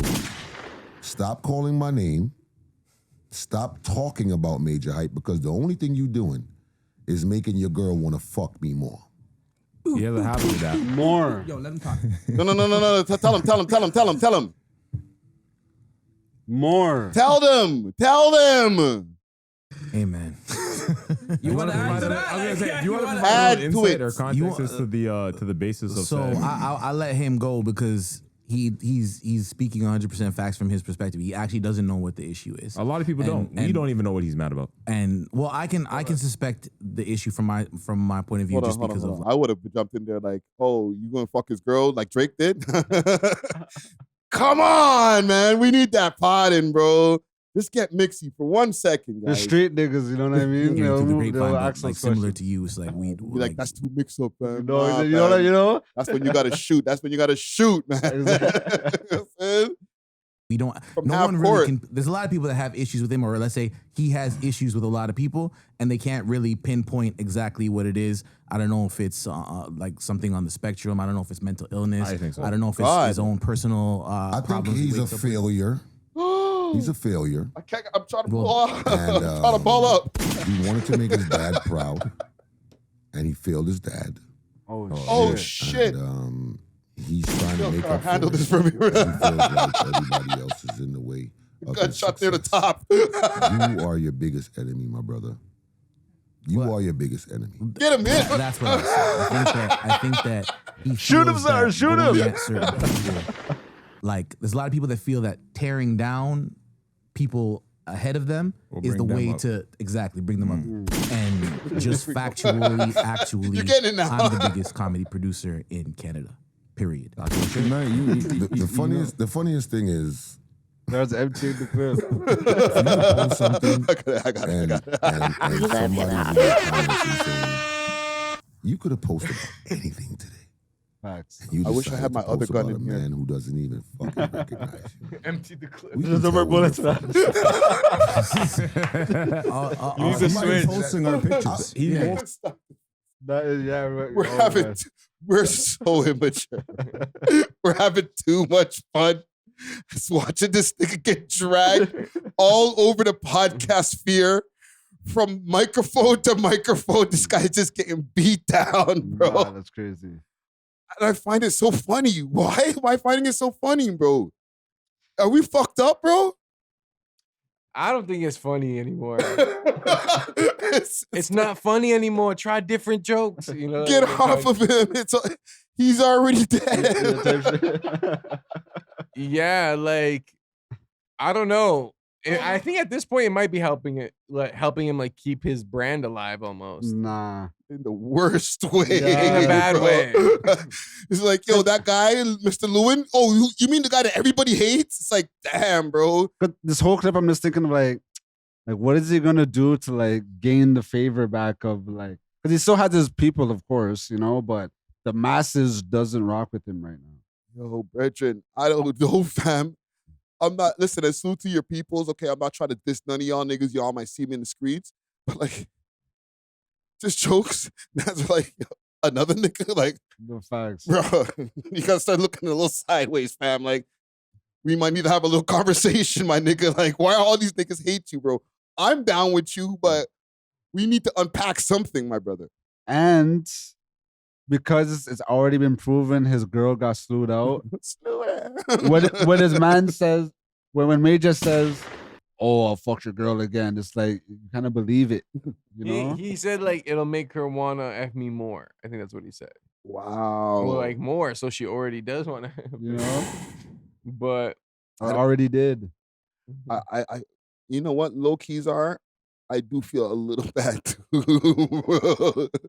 Like it was cool when it was just us and the locals. No, but like, why do you feel bad if Mr. Lewin went out of his way to send shots to this guy that like came to our city to entertain our people and shit? True. You know what I mean? Like, as someone that like wakes up and be hating on niggas and stuff, like, you know, like, why did you have to hate on this nigga? Professional hater. You know what I mean? Like me, like I pick and choose. You know what I mean? Because there's a point where like I was going too crazy, and I'm like, no, you don't want the world to hate you, bro. Yeah. You know what I mean? You know when they were saying, and to us and people in the chat also were saying like, yo, you gotta watch out. He a comedian. You know, them comedians, they know how to snap on niggas and shit like that. This is who they were talking about. This guy. Like, watch out for comedians like him. Facts. Or mans like Tricks or Facts. Norm or different guys. Like, you mentioned them and you think that you got jokes and you're trying to roast them for their downfall, fam. You might end up on their comedy special and they'll make you look crazy because they're hilarious. They don't have to be in, calling you a bitch and a pussy and all that. They're just so hilarious that the way that they're gonna joke with you, fam, you'd be like, man, why did I even get at this guy? Norm is very funny. I wouldn't go at him because I'm afraid of like his jokes. I just wouldn't go at him because like he's such a wholesome person and he's so loved by everybody that like you would just look weird if like you just tried to get at him. You know, Yeah, no like, one would be cheering you on. you know what I mean? Yeah. It's like, yo, what problems do you have with Norm? Like, Yeah, what Norm do? No, I love Norm. Yeah. So, fam, I don't think we need to watch any more of this, bro. No, that is hilarious. But I just feel like the energy you give out is what you receive back. You know, so Yeah. to all the haters out there, all my fellow haters out there, just make sure you're putting an equal amount of love, or like make it like 55% love, 45% hate, so that you're always in like a net positive. No. You have to add something onto that, bro. You gotta be sick at what you do too. That's true as well. You can't be having all that hate. That's true. And as then well. people don't rate you at what you do. You know what I'm saying? They're like, oh, you ain't funny. Oh, your mixes are trash. Yeah. You know what no, I'm no, saying? no, that's actually true as well. Like, you so. got to be good to be getting your hate off like that, fam. Like, I got a lot of hate off, but I know I cook when I get on the mic. You know what I'm saying? Exactly. So, you know, it has to balance. That's actually a very good point. Yeah. You can't be all trash out here hating on niggas, bro, and having nobody watching your special and you're like, yo, you ain't funny. No, nigga, you ain't funny. It's proven. It's like the 12th man on the bench being like, yo, I am the Michael Jordan of Canada. And it's like, bro, like, you are trash. Yeah, Like, bro. Like, your ass is hurting from sitting on that bench for so long, bro. Okay. We got other topics here, but that was a great sidetrack. That was the best sidetrack of sidetracks. big up old John Crow. For real. The oldest. The oldest. Yo, I have something here called Toronto Rapper, title called Toronto Rappers Getting Dipped.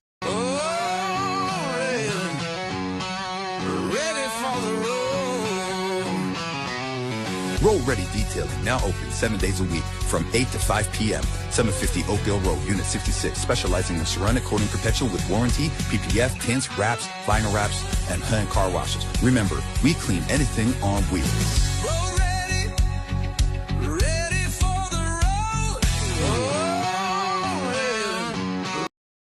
You guys know who Bushman is? Yeah. Yeah, from Brampton? Yes. I DJ'd a boat party for one of his music videos one time.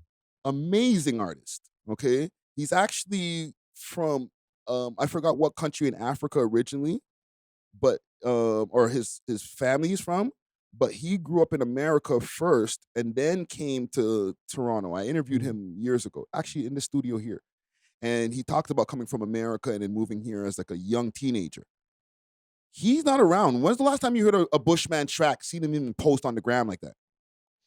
I don't really be keeping up with Bushman, but shout out to him. Hold on, don't do that. When he was dropping music and he did the Keep Six freestyle and all that, like, mans were seeing him. No, You he didn't had a have to moment. keep up with him. He had a moment. I Yeah. was like, we were following each other, so I did see him active.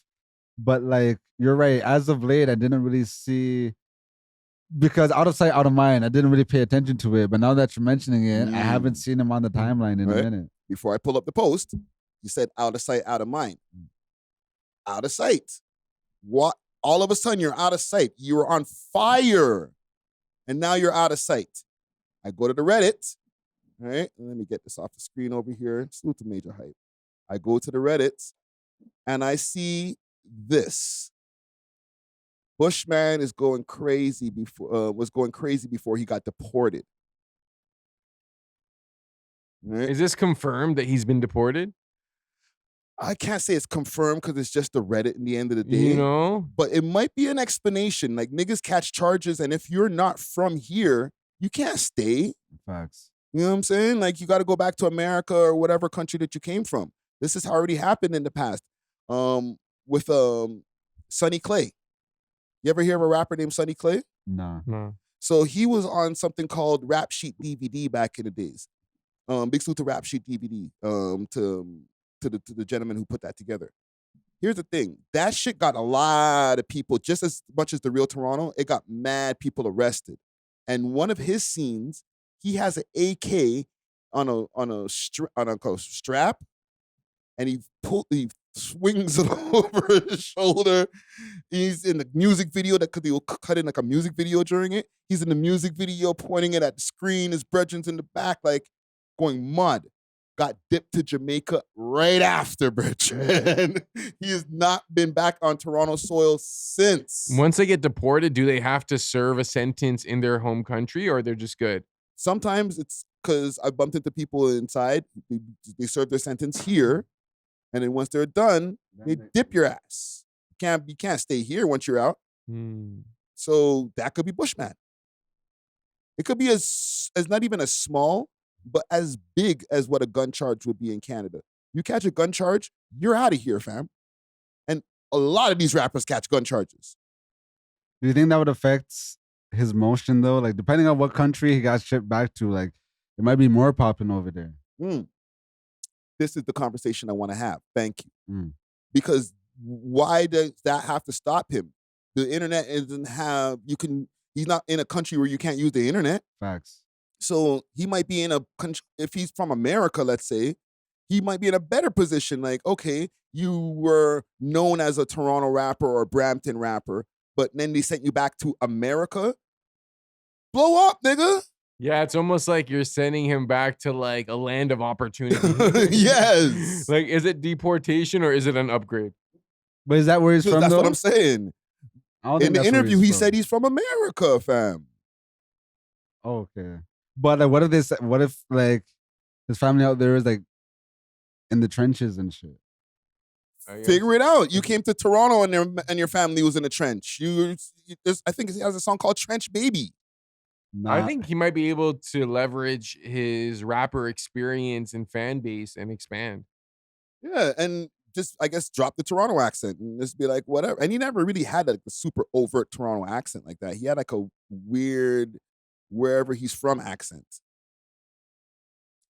Yeah, I think it's interesting. Maybe he's still like dealing with his legal situation. Maybe. So that's why, you know? Yeah, but I don't think that getting deported to America puts you in a worse position. Yeah, puts you in a better position. Yeah, literally. I don't even think getting deported to whatever country that you originally came from puts you in a worse position, unless it's like a war-torn country. Like Kazakhstan or some shit. Yeah. But like if you get dipped to Jamaica, like I just mentioned with Sonny Clay, do it from Jamaica. It depends on the music you're making. If you're rapping and shit, then like open up a fruit stand, bro. Become a dancehall artist. Switch it up. Man, to open up a fruit stand. Fam, they dipped you back to Jamaica. So it's not even like you're trying to be a Toronto dancehall artist. You're a Jamaican. Just become a dancehall artist. If you got deported to Jamaica for whatever reason, even though you wouldn't, like, what would you do in Jamaica? Oh, I'd be lit. I'd be doing the same shit I'm doing here, but on like probably a bigger scale. Exactly. Yes. Eventually. You wouldn't open up a fruit stand.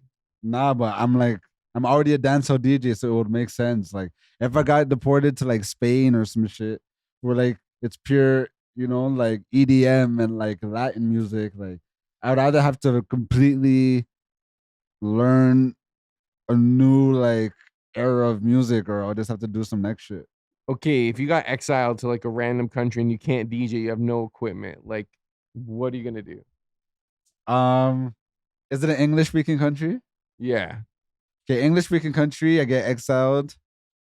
To be honest, I'm just gonna figure out how to get like steady work first, because you have to build up capital. And once I have some capital, I'm probably just gonna like try to do events or some shit. Like just something that I know, you know? Mm-hmm. What about you? What would you do? If I had nothing, I'd probably like try to find a job right away, save up, and then try to make some plays and then come up. What kind of plays are you trying to make out there though? Like I don't know, anything from sports betting and parlays to that's how you end up with shady characters and shit. I'm gonna need some hanging shit. with the wrong crowd. I'm gonna definitely find the wrong crowd. Because if you do it the right way, it's gonna take like 20 years. You're gonna end up like Leonardo DiCaprio and Blood Diamond and shit. Too deep of a reference for me, man. I'm not a cinephile like that. You never watched Blood Diamond? I didn't, man. What about you? Yeah, I did. Where's my son? Classic movie. Bro. He's like on the Classic. fence. Everyone in the chat knows what I'm talking about. Yeah, but okay. That you guys have some pretty good ideas, right? For entertainment, you guys would both be able to be good if you got shipped back to their mother countries type shit. Yes. You think?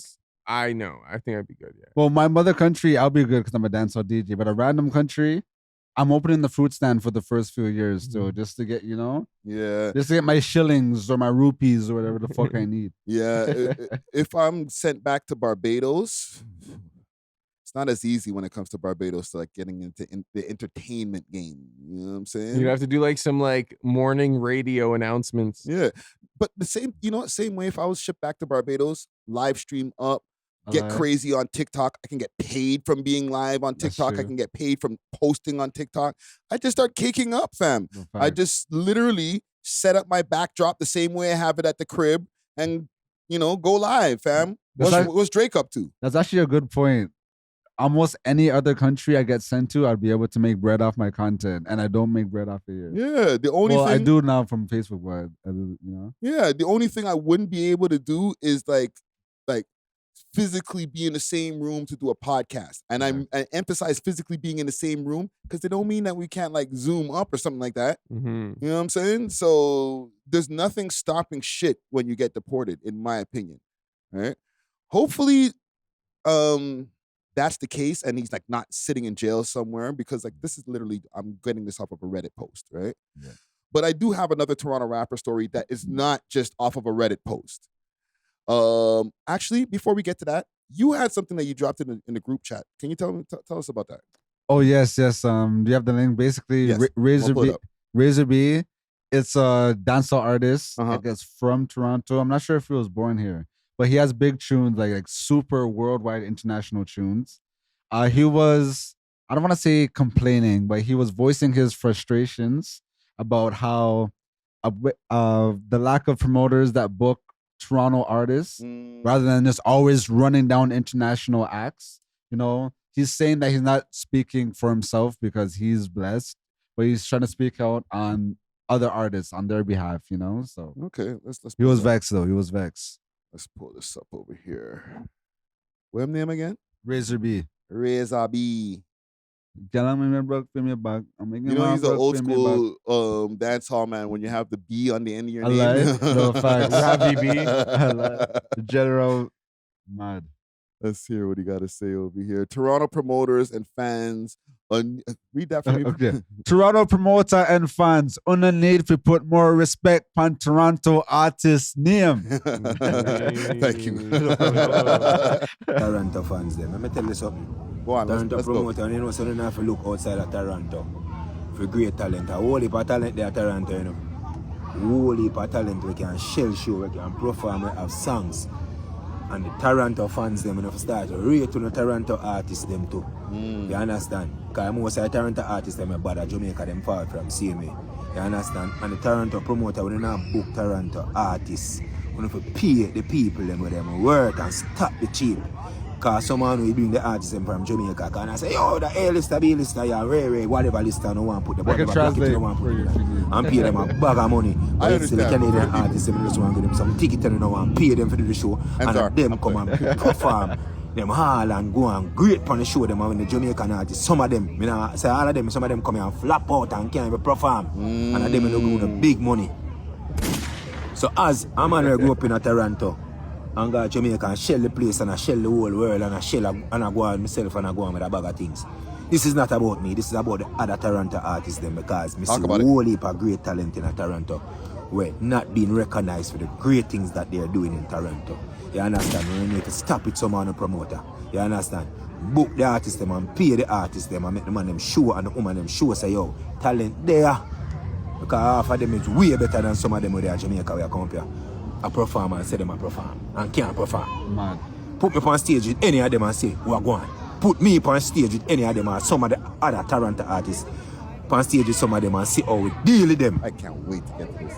No discredit to the Jamaican artists them. Cause them bad. But me I talk about the Toronto promoter them now. Who refuse to pay the people them the right amount of money that they should be paid. I wanna feel Toronto. All right. Do you have a take? Okay, so basically what he was saying was Yeah. Break that down for the American audience because like we don't speak patois, but because we're from Toronto, we hear so much patois. Exactly. Even I'm playing Yeah, I can caught most of what yeah. he's saying. But break that down for the Americans, please. He was basically saying that the Toronto promoters need to start booking more Toronto talent and paying Toronto talent more, and the fans need to start requesting Toronto talent more rather than promoters just always running down international acts and paying them the big money.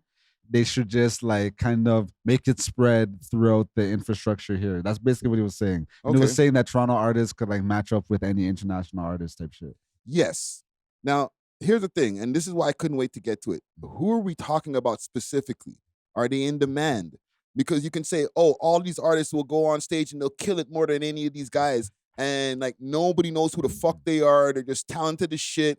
Have like, I'll even say like 9,000, 10,000 followers on Instagram and post like maybe once a week, maybe. Yeah. You know what I'm saying? Like, okay, yeah, you're better than the guy, but like you don't deserve to be there for more money or not even more money, but for money, period. Get the fucking opportunity to get the hell on stage, bro, and film that shit, nigga. What the fuck? To be honest, I agreed with his message at first wholeheartedly. You know what I mean? I feel like this was like an amazing message as someone, because he does a lot of international stages. So he's speaking up for like the smaller artists, but the only thing I didn't agree with was like, oh, pay the artist more money and shit.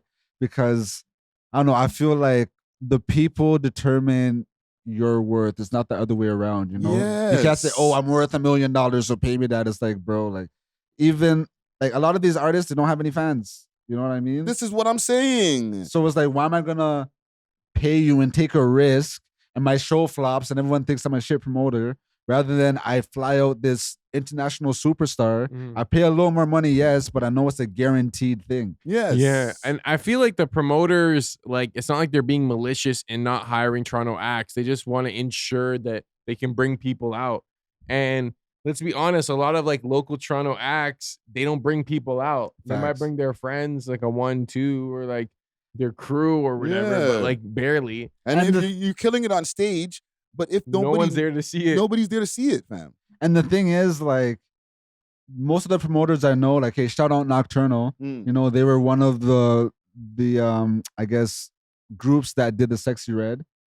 They had Toronto acts open up for Sexy Red. It was only Toronto acts. You know what I mean? Yeah. And like most of the dancehall parties that happen, like when they fly out people, like it's Toronto acts opening up. Yes. I don't know if these mans just want to have like the headlining spot. Yeah. I feel like they should just be grateful. Like me, I was mad grateful to even be opening up for like such a big show. You know? No. He doesn't mean that. I don't think he means the headlining spot. He just means that like show these guys more love, give them more money because more, and include more of these guys because more times these guys are better on stage. But if you're talking about like a Sad Boy or a Casper, sure, include them, give them their bag, and then they're gonna go and bring a bunch of people in addition once you see their name on the flyer. Yeah. And then that's what we're talking about when we say real opening acts. Yeah, I just feel like he's looking at the music and not the business. Like, okay, yeah, they might be better from a talent or lyrical perspective, but the name of the game isn't necessarily putting on the most talented show. It's about selling the most tickets that you can sell. Yes, especially when we're in the live show part of the music industry. It's about putting asses in seats or in the venue, not about, oh, whose music is better. And I don't think promoters would go out of their way to make their lives more difficult by like flying in an international DJ and booking the hospitality and all this stuff. Like, it's because they have to. Like, it's not because they're like, oh, we don't book Toronto artists. It's like, who are the artists worth booking that I'm going to get a return on? Yes. Okay, as someone who has booked international acts and local acts, okay, Father Phyllis, he's from Barbados. You know, because I'm cool, he kind of gave me a discount, you know what I mean? So like it was like a few racks, but I had to like fly him out, get his hotel and stuff, you know? Moto, he's from St. Lucia, I did the same thing. But I also put like local acts opening up, so it kind of balances out. And I feel like that's what most promoters do. So I think the landscape is fine. I think artists, they just have so much like narcissism or ego where they feel like, you know, the word's entitlement. That, yes, that's what it is. Oh no, I deserve 10 bands. It's like, hold, like, what the fuck? Like, why am I gonna give you 10? That's the whole profit from the show. Yes, fam. I'm trying to make some money. I paid the main guy multiple racks.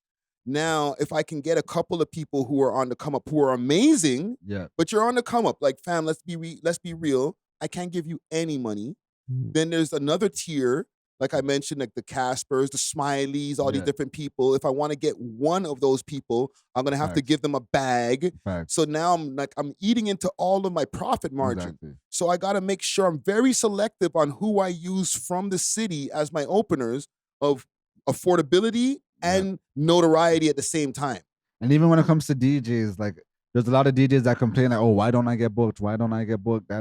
It's like, if your name is on the flyer, is anybody gonna pull up? Yes. Like, and this is not me tooting my own horn, but when I DJ, there's people that come up to me like, yo, I came specifically for you to hear you play type shit, you know? And that adds to like DJ Snoopy, there's people that go when they see his name on the flyer. Yes. Famous Fling, like, you know what I mean? DJ Rennie, all these man. So like, even if you don't like the way they play or if you don't like certain things about them, just their name being on the flyer is going to guarantee certain people being there. Fam, that, and unfortunately, I guess so, when it comes to the game, some trash DJs will get on because their name's on a flyer. Like Paris Hilton will get gigs because she's who she is over like a legit DJ, or like, no diss to Pauly D, but like he's the Jersey Shore guy. He can actually DJ though. No, he's a real DJ. Yeah. But like, he'll get more gigs because of his Jersey Shore notoriety than like a next man who's like technically proficient and has a pretty big name. I do the acting and stuff. Like, I know if I end up getting into like a big show or something, that's gonna turn my DJ price up. Yes. Just me having that extra like visibility or whatever, you know. What they say? Yesterday's price is not today's price. Type shit. Yeah. So like, shout out Razor B, you know, salute like to him. I do appreciate the message. I just want the artist to like, okay, I know we hate DJ Khaled right now, but I always think about this story where he said like the first 7 years of his career, he didn't make any money. This is when he had songs like We Taking Over and stuff. Yeah. But it's because like he would either be reinvesting in the business or he's still just building up, you know? So patience is a virtue, you know, like just keep working and keep grinding. No, for sure. Well said, sir. I'm just running an ad in the background here. I'm just gonna let that ad run. I have a story for you guys. Jeez. This one's crazy.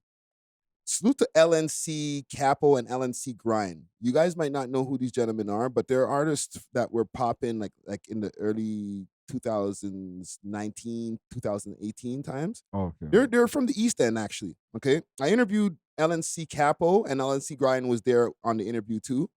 So again, rappers who kind of disappeared, right? But we knew what happened with them. They were dealing with charges, and they had multiple charges over the years. They got gun charges dropped because police hit them with their car while they were riding on scooters. They were together? Yes. Oh wow. They're like best friends, eh? They're brothers. Oh, they're brothers. They're literal brothers. Oh, okay, that makes sense. Yeah. And you can't just go cruising with your homie. Now like they're together for the interview. They got hit by cars together. Like that's some bonding shit. Yeah, they're family actually, like family members, right? Brothers. So like the thing is, the charges got dropped. Trigger warning for the people, and I'm gonna have to cloud some of this shit for YouTube later. But bro, no, I seen this video. It's actually crazy. It was on Reddit, right? But I found the actual news story courtesy of CP24 where it came from, because Reddit didn't play the whole thing. So, gun evidence tossed after police car seen on video slamming into scooter riders. In Canadian Tire Takedown. What a Canadian title.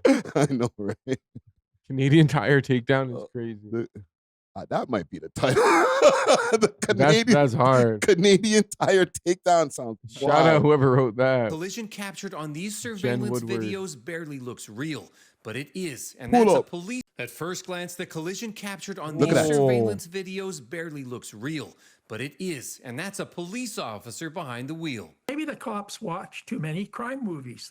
It all happened in Whitby on June 25th, 2024. A team of Toronto officers went to a mall plaza with a Canadian Tire to see if they could arrest a man named Trayvon Palmer. They saw him riding an electric scooter with another man, Paul Lewis, and one officer radios this. They're riding on the same scooter. Driveway for the garden center with a Canadian Tire. We should block them in here and take them right now.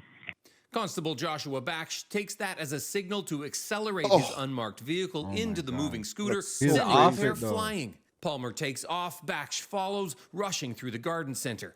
Meanwhile, Lewis goes back for a gun, and he gets hit again by another police car, then crushed between them. Lewis was arrested, severely injured, and taken to hospital. Police found the gun and laid charges. Lewis's lawyer challenged that gun evidence in court, and a judge tossed it, saying there was no urgency or justification for using what could have been lethal force in that first collision. Not a suspect, not wanted, not observed committing crime, should never have to be facing being run over by a 4,000-pound vehicle as a kinetic weapon. Palmer and Lewis have since walked free. That's Baksh a was kinetic charged weapon. by the SIU and has pleaded guilty to assault. The TPS said in a statement, as the matter is before the courts, any internal disciplinary matters will wait until criminal matters have concluded.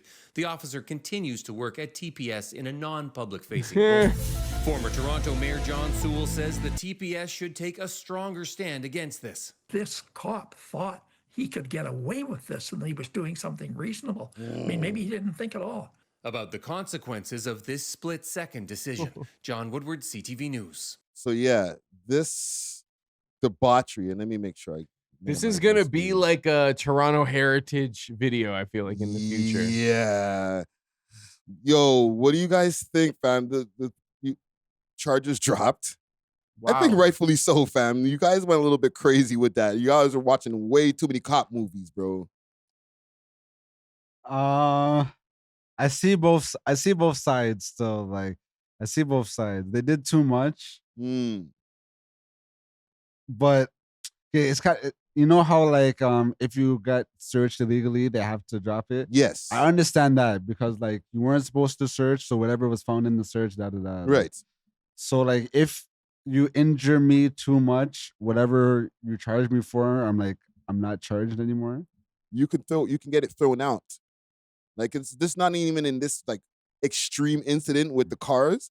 If cops come for you, right, and they beat the fuck out of you, like tear you up, pause. You know what I'm saying? Like you come into the station or whatever, and like you're mosh up. Yeah. And then you can prove I didn't even try to put one hand on these guys. I was not resisting.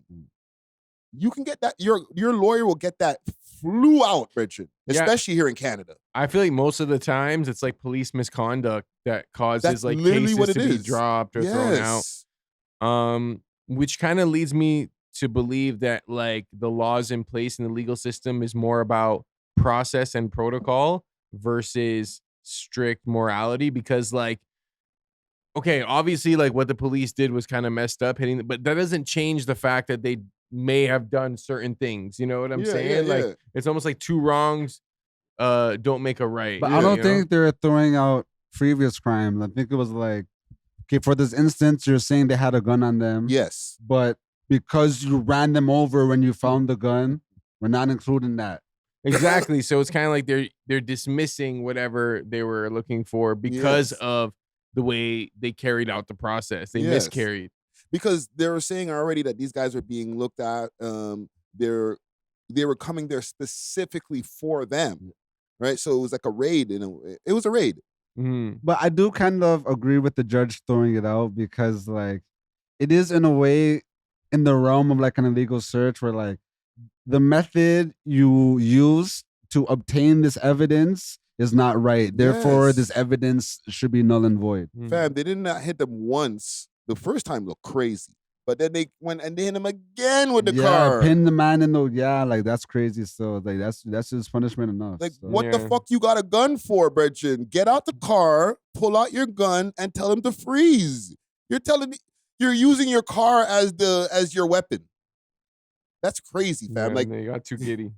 you're a police, fam. That's like criminal activity right there. I'm gonna run this motherfucker over.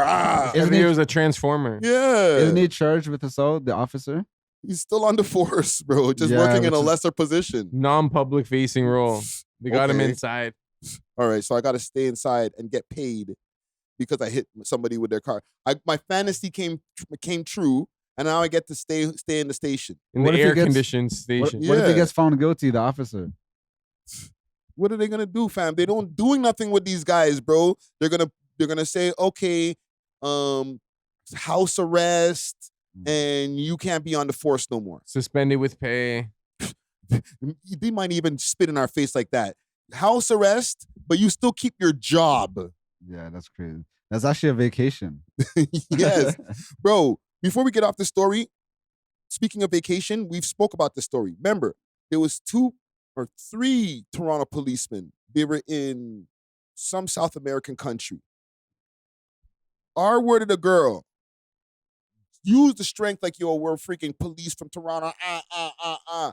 Came home and were suspended with pay. So you went on vacation, did some heinous shit, and then came home to stay on vacation. Yeah, that's fucked. With pay. They're probably locked in with their supervisor. Fam, you know when they say, yo, I need to take a vacation from the vacation because it was like so crazy? You got it with pay. You get to stay home. No, that's crazy. Right? Okay, I got some charges coming up later or whatever. They cops, they'll probably beat it or get it reduced. But in the meantime, I get to keep my job. You know, my tan might wear off or not because I can just go in the backyard and tan. But like, I know it's not supposed to be this way. But okay, let's say you run the force, you know, you're the boss or whatever. Yeah. You've been working with these guys for like 10 years, 15 years or whatever. They slip up once. I'm not gonna say they slipped up once. They slipped up once that could be proven. You know what I mean? Like that could be proven. Are you gonna send your dogs to the chopping block? You know what I mean? No. You've been with this guy. He comes to your yard for barbecues and shit. You know his wife. Your kids get along and stuff. It's like, all right, bro. I'm gonna send you home for the next 6 months. I'm not gonna take your pay away because I know your kids. You need it for. You know what I mean? Yeah. No, fam.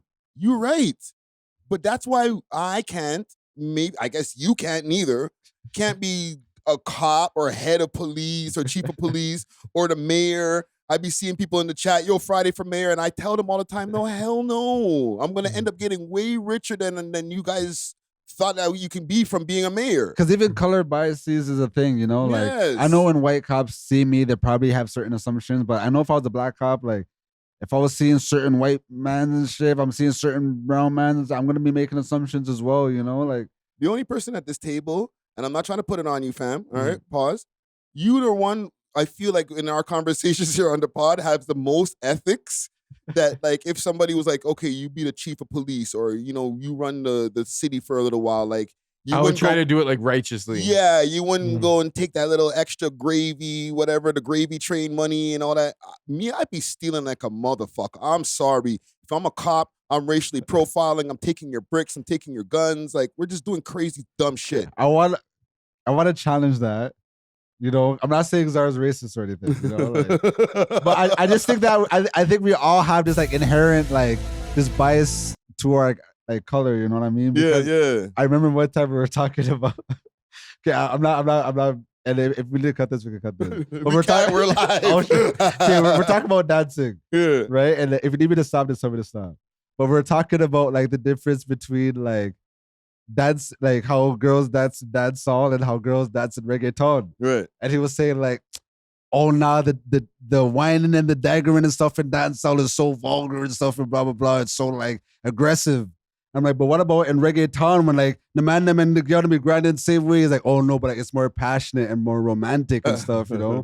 But I was just thinking like, when we had a conversation about like, is it the color that of the people that you're seeing doing the dances, why you think this way? Or is it like the programming of the television that showed like all this like salsa with like the roses in the mouth and shit, you know? So like, But wait, what was the point of all of that story? Like, no, how did that make me? Oh, I have a bias. You'll have racial biases once you're in office running the city. If you see niggas on the corner, you'll be like, what are they doing over there? But if you see like white man's on the suit, you know what I mean? It's like,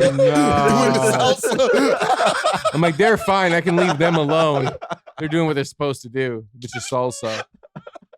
Yo, you know what? I'm gonna give Czar the benefit of the doubt. This conversation was like, I'd say like 50-60% accurate, but pretty much what I was saying, I do remember we've had this conversation before, was just like certain Caribbean styles of dancing are more like sexual than other cultures. And then we'd always go into like reasoning why and colonization, breeding, all this stuff. You know what I'm saying?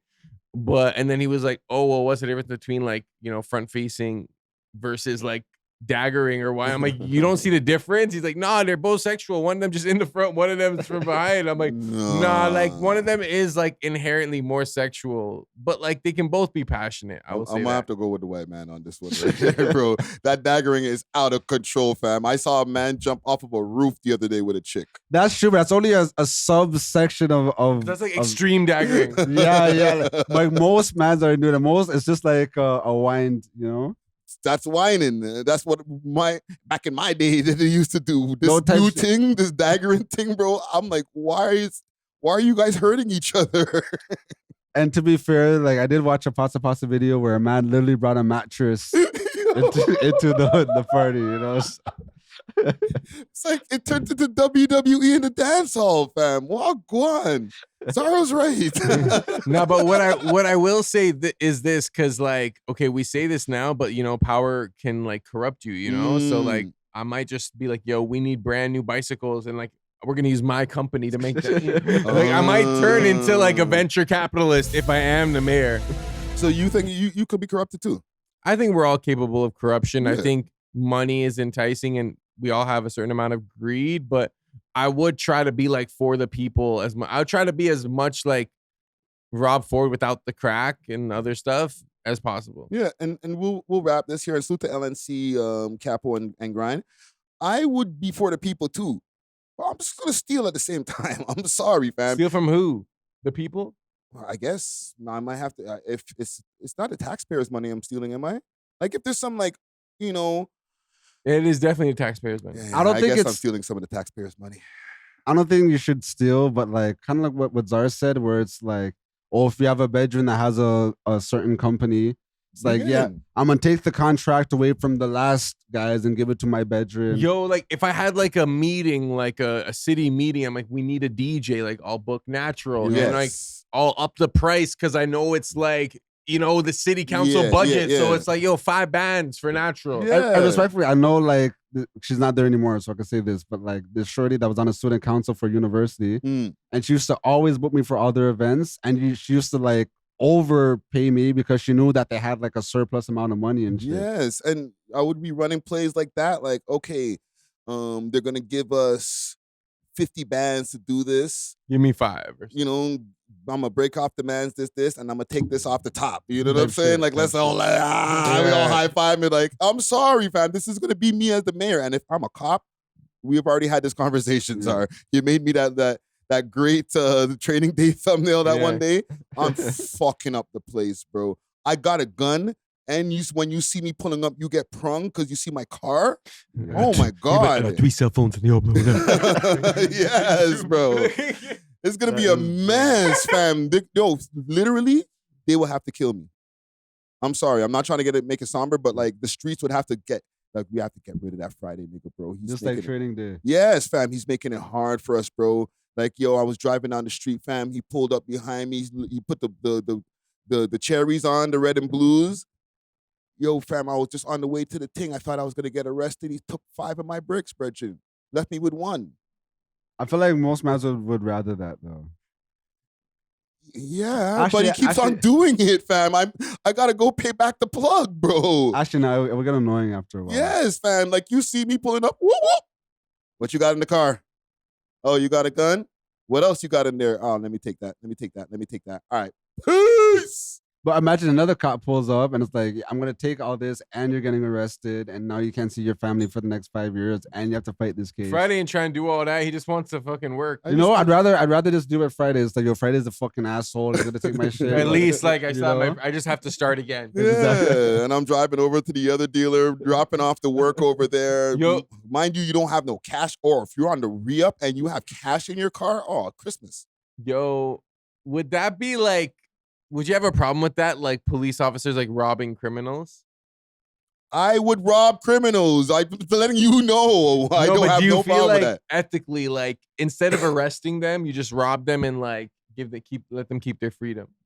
Me, I'm fucking with it. There's a little potential to that idea. I initially I was like, no. But because they took the oath to serve and protect all citizens, technically those criminals are still citizens, and like that's not due diligence. You know what I mean? Like Like, respectfully, if I have my loud, like, you don't know where I got this loud from. This is prescription, nigga. Don't steal my loud. Yeah. You know what I mean? Like, I have my cash. You don't know where I got my cash from, dog. I can't keep my gun. I don't have a gun, but like I can't keep my gun. If I'm like I'm a D-boy, I'm out there still doing my thing. Yeah, I don't know. I just feel like once you decide to become a police officer, like you have to uphold the law. Like you can't just, because they're a criminal too. Like let me just get my shit off. You know? Yeah. Well, you know, and we strayed far from the story, but like obviously, like these cops were like on some vigilante, we're doing too much shit. But then there's a lot of other cops that are like just straight corrupt. Facts. You know what I'm saying? And I feel like those guys kind of fall in that category too. Yeah, definitely. Let's keep it on corruption for a second. Because we got to talk about our boy Kawhi Leonard. Corrupt Leonard. Corrupt Leonard. All right, and I got my sports experts in the building over here, DJ Czar and DJ Nacho Wave over here. Our sports panelists over here. Oh man, this is the worst sports panel. Nightmare sports panel rotation. I know, right? Okay, so I'm gonna pull up the news story that I found here. And the reason I find this interesting as a non-sports guy is the corruption factor. Yeah, we've been waiting for Kawhi to get here, and there's been a holdup. And then I looked online, and I was like, wait a minute, that's the holdup? He was here for a second. Yeah, I seen him when Lowry was here. Yeah, right. They were dapping and shit like that, and I was like, okay, we locked in. Yeah, I almost hit him with the Andrew Tate. He almost got extradited back to the States. Yeah. He's in it, bro. Okay, I gotta get some of these windows off the screen. Holy. Yo, for the listening audience, or the viewing audience, you get this. This is how many windows be popping up by the end of an episode, bro. It's crazy. That's why my computer is almost dead. Rather be using Google Chrome, eh? Yeah. I'm a Chrome guy. We're Google Chromas. Jeez. Future Hall of Famer who may be leaving LA. The reported trade, though, to send Kawhi Leonard to the Raptors, it is on hold until the NBA investigation into whether the Clippers circumvented the salary cap is completed. And at yesterday's Board of Governors meeting, Commissioner Adam Silver, he spoke about where things stand with the league's investigation. Take a listen. I'm hopeful that it will wrap up this summer, so that would continue to be the goal here. And I just want to clarify, you know, so everyone understands, I mean, the league did not pause the trade. The parties to the trade made a decision not to go forward, given that the investigation remained open and any possible impact on Kawhi or his contract was yet to be known. All right, so not until before the season. But Pablo Torre, he first reported on this alleged cap circumvention back in September, last September. And an investigation, it was opened shortly afterwards. And then at the finals in June, when Commissioner Silver was asked about this, he said the time to wrap up the investigation, it was coming near. And then on Tuesday, he said it needs to wrap up before the beginning of next season, which of course it does, because you need to know if you're going to be able to have a player on your team or not. It's been 10 months, Tim. So what do you make of this? What we need from this Adam video Silver's here. contradicting what he said at the beginning of the. All right, so they're saying now they gotta wait until this investigation is complete. And I went on a deep dive yesterday, fam. I was telling you guys even off camera when I found out about his uncle and stuff like that, who he's like, I guess, the puppet master of them, or like his business manager, pretty much. Yeah, the sports agent who's not a sports agent, who's a business manager / entrepreneur / uncle. Because remember, his pops died like in front of like their store or something like that back in the days. So from that time, Unc took over, and it's been the guy behind him. Yo, did you know when he was here that Unc wanted so much money that he wanted a part of equity of not the Raptors, of the Maple Leafs. MLSE? Of the Leafs, bro. I guess yes. That's ridiculous. That's what this is part of the reason why we ain't got no Kawhi, fam. Like his uncle's so crazy with the request that it was just like, fam, you want a part of the Leafs, nigga? I mean, you don't know unless you ask, right? I can kind of respect the aggression when it comes to business. But it's like, you guys have not sniffed a championship in like 30 years. You know how bad you want that second. I pulled up and y'all got the championship. How much you guys wanted again in any sports team that you guys have. Yeah, even the leaves. You know, like, yeah, so if I'm staying here, give me all that shit. Yeah, I'll wear the skates. Nah, but what I will say regarding this, like, I guess cap evasion is that I think this is really due to Kawhi playing in LA, California. Taxes are ridiculous. Yes. So he signed like a 3-year, $149 million extension. So if we just cut that in half, it's 75, let's say. And then you probably cut it a little more because it's like a ridiculous amount. So Right. like, it's probably like in order to equate to what he would have gotten in a regular place, maybe they had to like give him some up front or through, you know, another company. So I think it really is because of tax evasion, because but at the same time, how greedy can you be at a certain point, even if you're making 75 mil over the next 3 years? Like, Nah, that's only 25 million a year. only But in the sense that's of like 2 mil a month. But yeah, if you're a superstar, okay, like imagine this. You're supposed to get 150 million, bro. That's like 50 million a year. And then after all this bullshit, you're only left with 20, dog. It's like it's gonna feel like only 20 because you're supposed to get 50. I'm not saying 20 million's a little bit. Yeah, but it's because of what You're it's supposed dressed to up get. as. You know what I mean? Yes, but then and this is from non-sports guy, just opinions watching YouTube videos last night. When he went to the Clippers, did barely anything. And they were saying that the team chemistry was trash because of him. He didn't even live in the same state. I think he lived in Vegas or some shit like that, and had to come in every time. So it was like, even like with practice and stuff like that, he was very to the side, bro, because he's not even in the same city. But the Clippers won.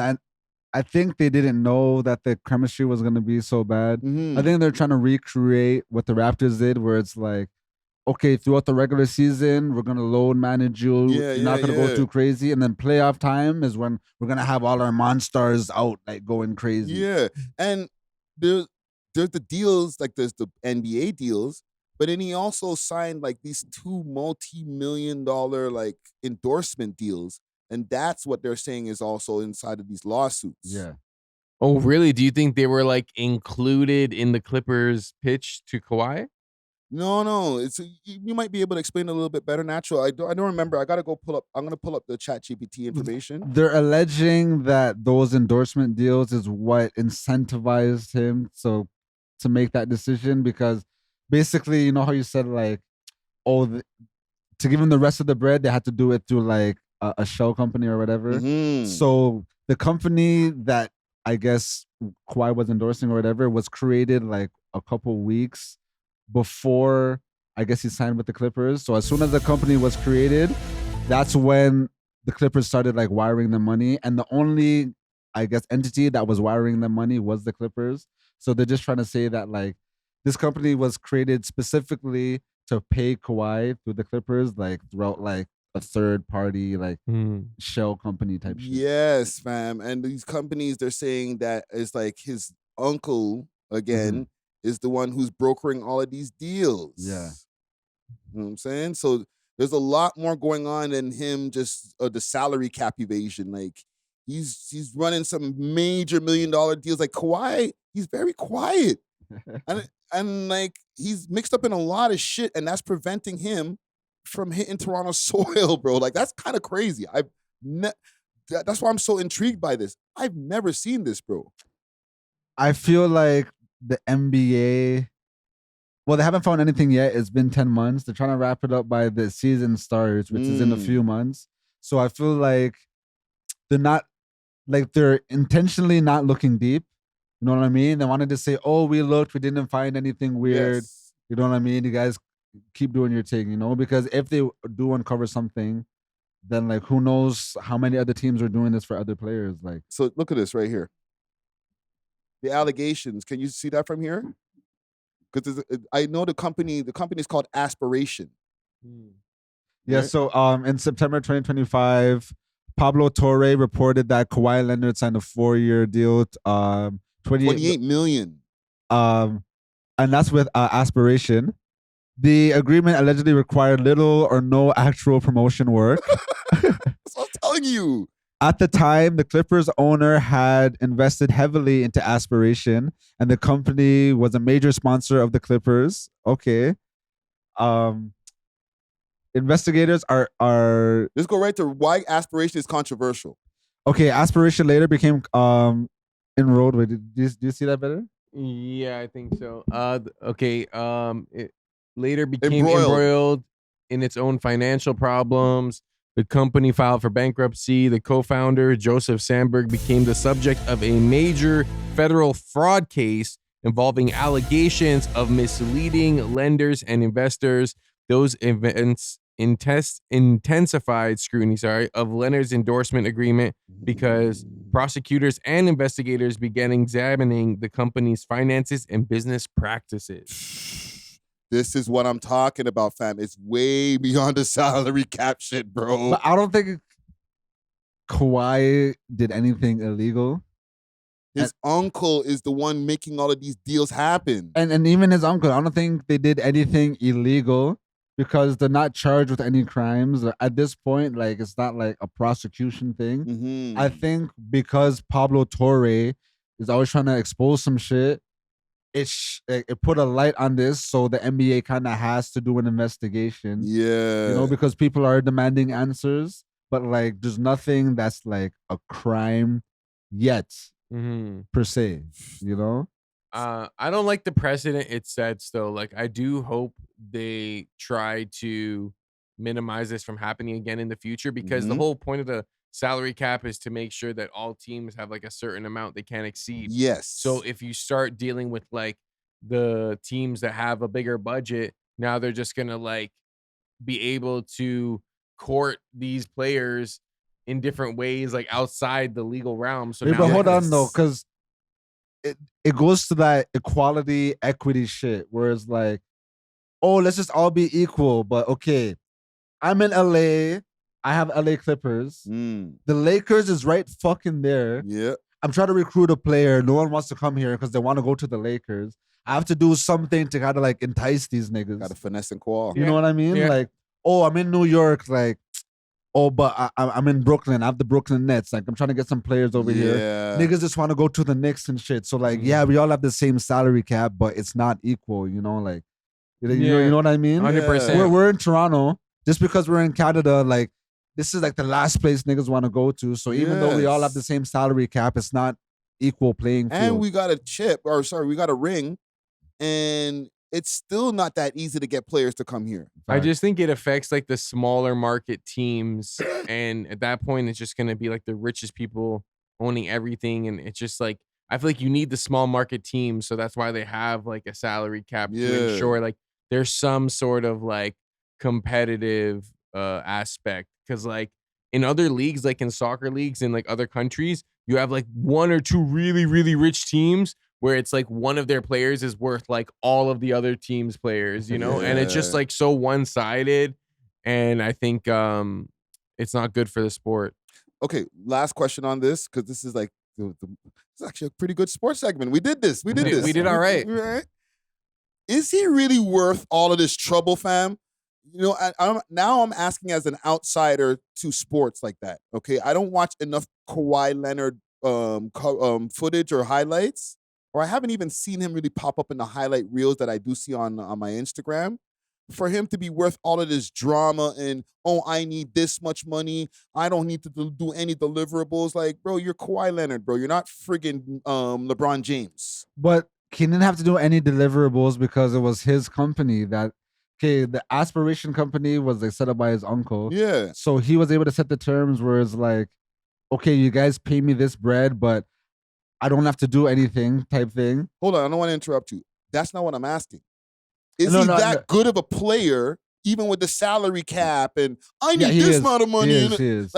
Even if he comes to Toronto, are we guaranteed a ring because We're he not got guaranteed here? a ring, but like he's a great player. He's a generational player. He's you know, generational Hall of Famer. That's just all I want to know. And I guarantee you, every single person in the city is going to be more tuned into the Raptors with Kawhi on the Raptors. Okay. Either for the nostalgia aspect of, oh, I remember the shot, I remember when we won, or just the sheer fact that we have a superstar at that level, an elite superstar, it's going to generate good buzz for the city. Okay, because I just, I felt like he moves super diva for somebody who I really don't see in the highlight reel like that.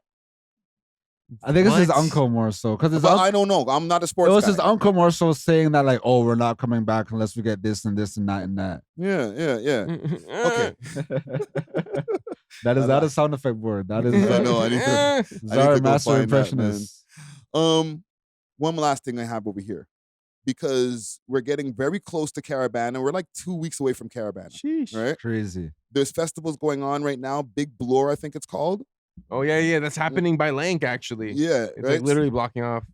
So they've said that they've increased police presence at all of these festivals based off of what happened at the Salsa on St. Clair. I kept on calling it different shit. I think we were calling it Taste of St. Clair or some shit. Salsa Fest? Or Salsa Fest. Salsa on St. Clair sounds like a horror film now. I know, right? It does. Salsa on St. Clair. With like the salsa dripping from the title. Like blood. It's got a different ring to it. Okay, so I'm just going to play a short part of this news clip over here, courtesy of CP24. Where they talk about the police increase. I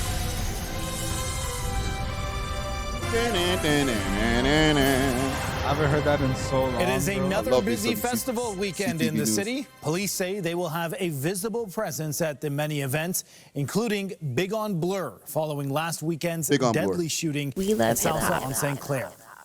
Good evening. Today marks 1 week since the mass shooting at the popular Latin Street Festival that killed 2 men and injured 5 others. The act of violence leading to heightened community concerns surrounding large gatherings, but officials say they don't want to deter people from getting out and enjoying festivals this summer. Now, police reassuring the public that they are fully staffed and prepared to keep people safe. CTV's Janice Golding joins us now live from Big on Blur Festival, where up to 10,000 people are expected over this weekend. Let's go, Janice. Actually, organizers believe up to 180,000 people will show up over the course of the weekend. Now, this is an annual free pedestrian-only event that covers a 10-block swath of Bloor Street, an event that is seeing ramped up security this year in the wake of the recent shooting on St. Clair. The Big on Bloor Festival is back for the 20th year. Bloor West from Dufferin to Lansdowne shut down for Bloordale's annual celebration of local businesses, arts, and culture. There's always delicious food here. I love just walking. I was actually there during the incident as well, too.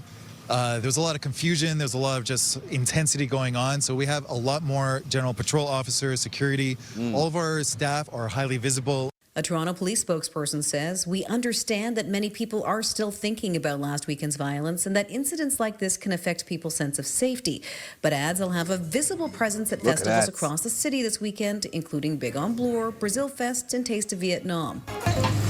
And confidence in our police. Is that Norm? Stuff will always happen, but that's rare here, I believe. Nonetheless, some Watch it, admit Jarvis, to being watch it. shaken No, I by thought the it was shooting. Norm for a I'm second. just concerned about what might happen tonight, given what happened last Jesus weekend. Christ. And really what's been happening, I think, for the last year or two at festivals in the city.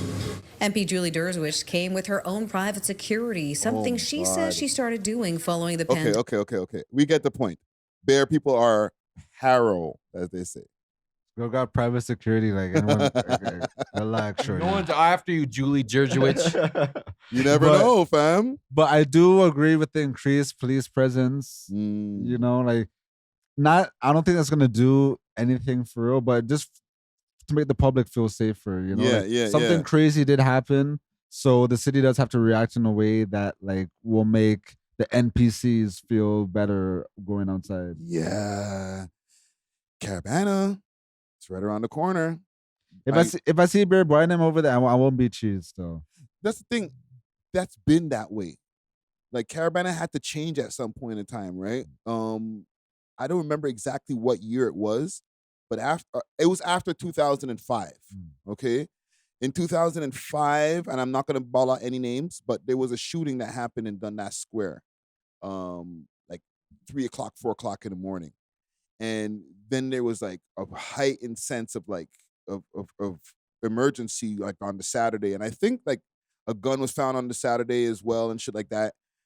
After that, bro, the Friday night before Caravana, where everybody would just hang out on Yonge Street, lock off. Like by 2006, they started having hordes of police walking down Yonge Street, and you would see on their thing Hamilton, Barry, like they started bringing in the boy them from everywhere, bro. And from there moving forward, and I'm talking about 2006, 2007, Caravana is like Copacabana, bro. We beer officers getting bubbles this year, eh? Holy. It's been like that. Like I'm telling you, for the last, I guess, 20 years. But you don't think there's gonna be even more this year? Maybe now. How much more are there, bro? When you like, when's the last time you guys really went to Caravana the one time, right? I went last year. Right? But fam, you already, so you can see it, fam. Like there's, for every 10 people, like when you're walking, you're gonna see a boy them. There's a lot of not 10 people. No, but there's a lot of undercovers too. Like they're dressed in plain clothes. Like, yes. That's the ones you're gonna see. Like I just say walking. for every like 50 people, because 50, yeah. I'm exaggerating. You know? Yes, but I don't know. I think it's a good idea still. Like, there's a lot of families that be out there, bro. There's a lot of people that bring their kids and stuff. You know, so and for the most part, I feel like the police allow people to drink and smoke at Caravana. Like you're not gonna get stopped for like walking with a cup. You know. No, they're not on it like that, but there's none for them. So like this is why even in this news story, and we'll end this here, right? They mentioned all those other festivals, and they didn't mention Caravana, which is literally 2 weeks from now. Like they already did the opening ceremony and shit, bro. Because they ain't got to worry about that, fam. Like they crammed so much police at the Caravana. Yeah. They ain't got none left in the region, in the whole Ontario region after, bro. It's actually insane. It's just funny because like I remember a few years ago when I guess the paradigm was different. People were saying, "Oh, defund the police. We don't need police officers. Get them out of here." But now, like in times like these, it's like, "Oh wait, no, we need more police presence. We need our streets to be safe." Da da da. You know? Yeah, man. It's some wild shit, man. Listen, man. I think we got it for today. Like once we get to the somber topic, you know that right? We gotta end on a depressing note. You know what? And I'll say this in closing also. Like, it's because when I'm putting the topics together, it's like hip hop, some fun shit or whatever, or like wild shit. And then I always like, want to make sure that like it's something called I call civic duty. Exactly. You know what I'm saying? Like what's happening in the city that we need to address. Yours will be like hip hop, pop culture, hip hop, death. Hip hop. I know the audience, fam. I know what they like. We love hip hop. If you enjoyed this video, please make sure to check out these other videos on the screen and make sure to like and subscribe. We love hip hop.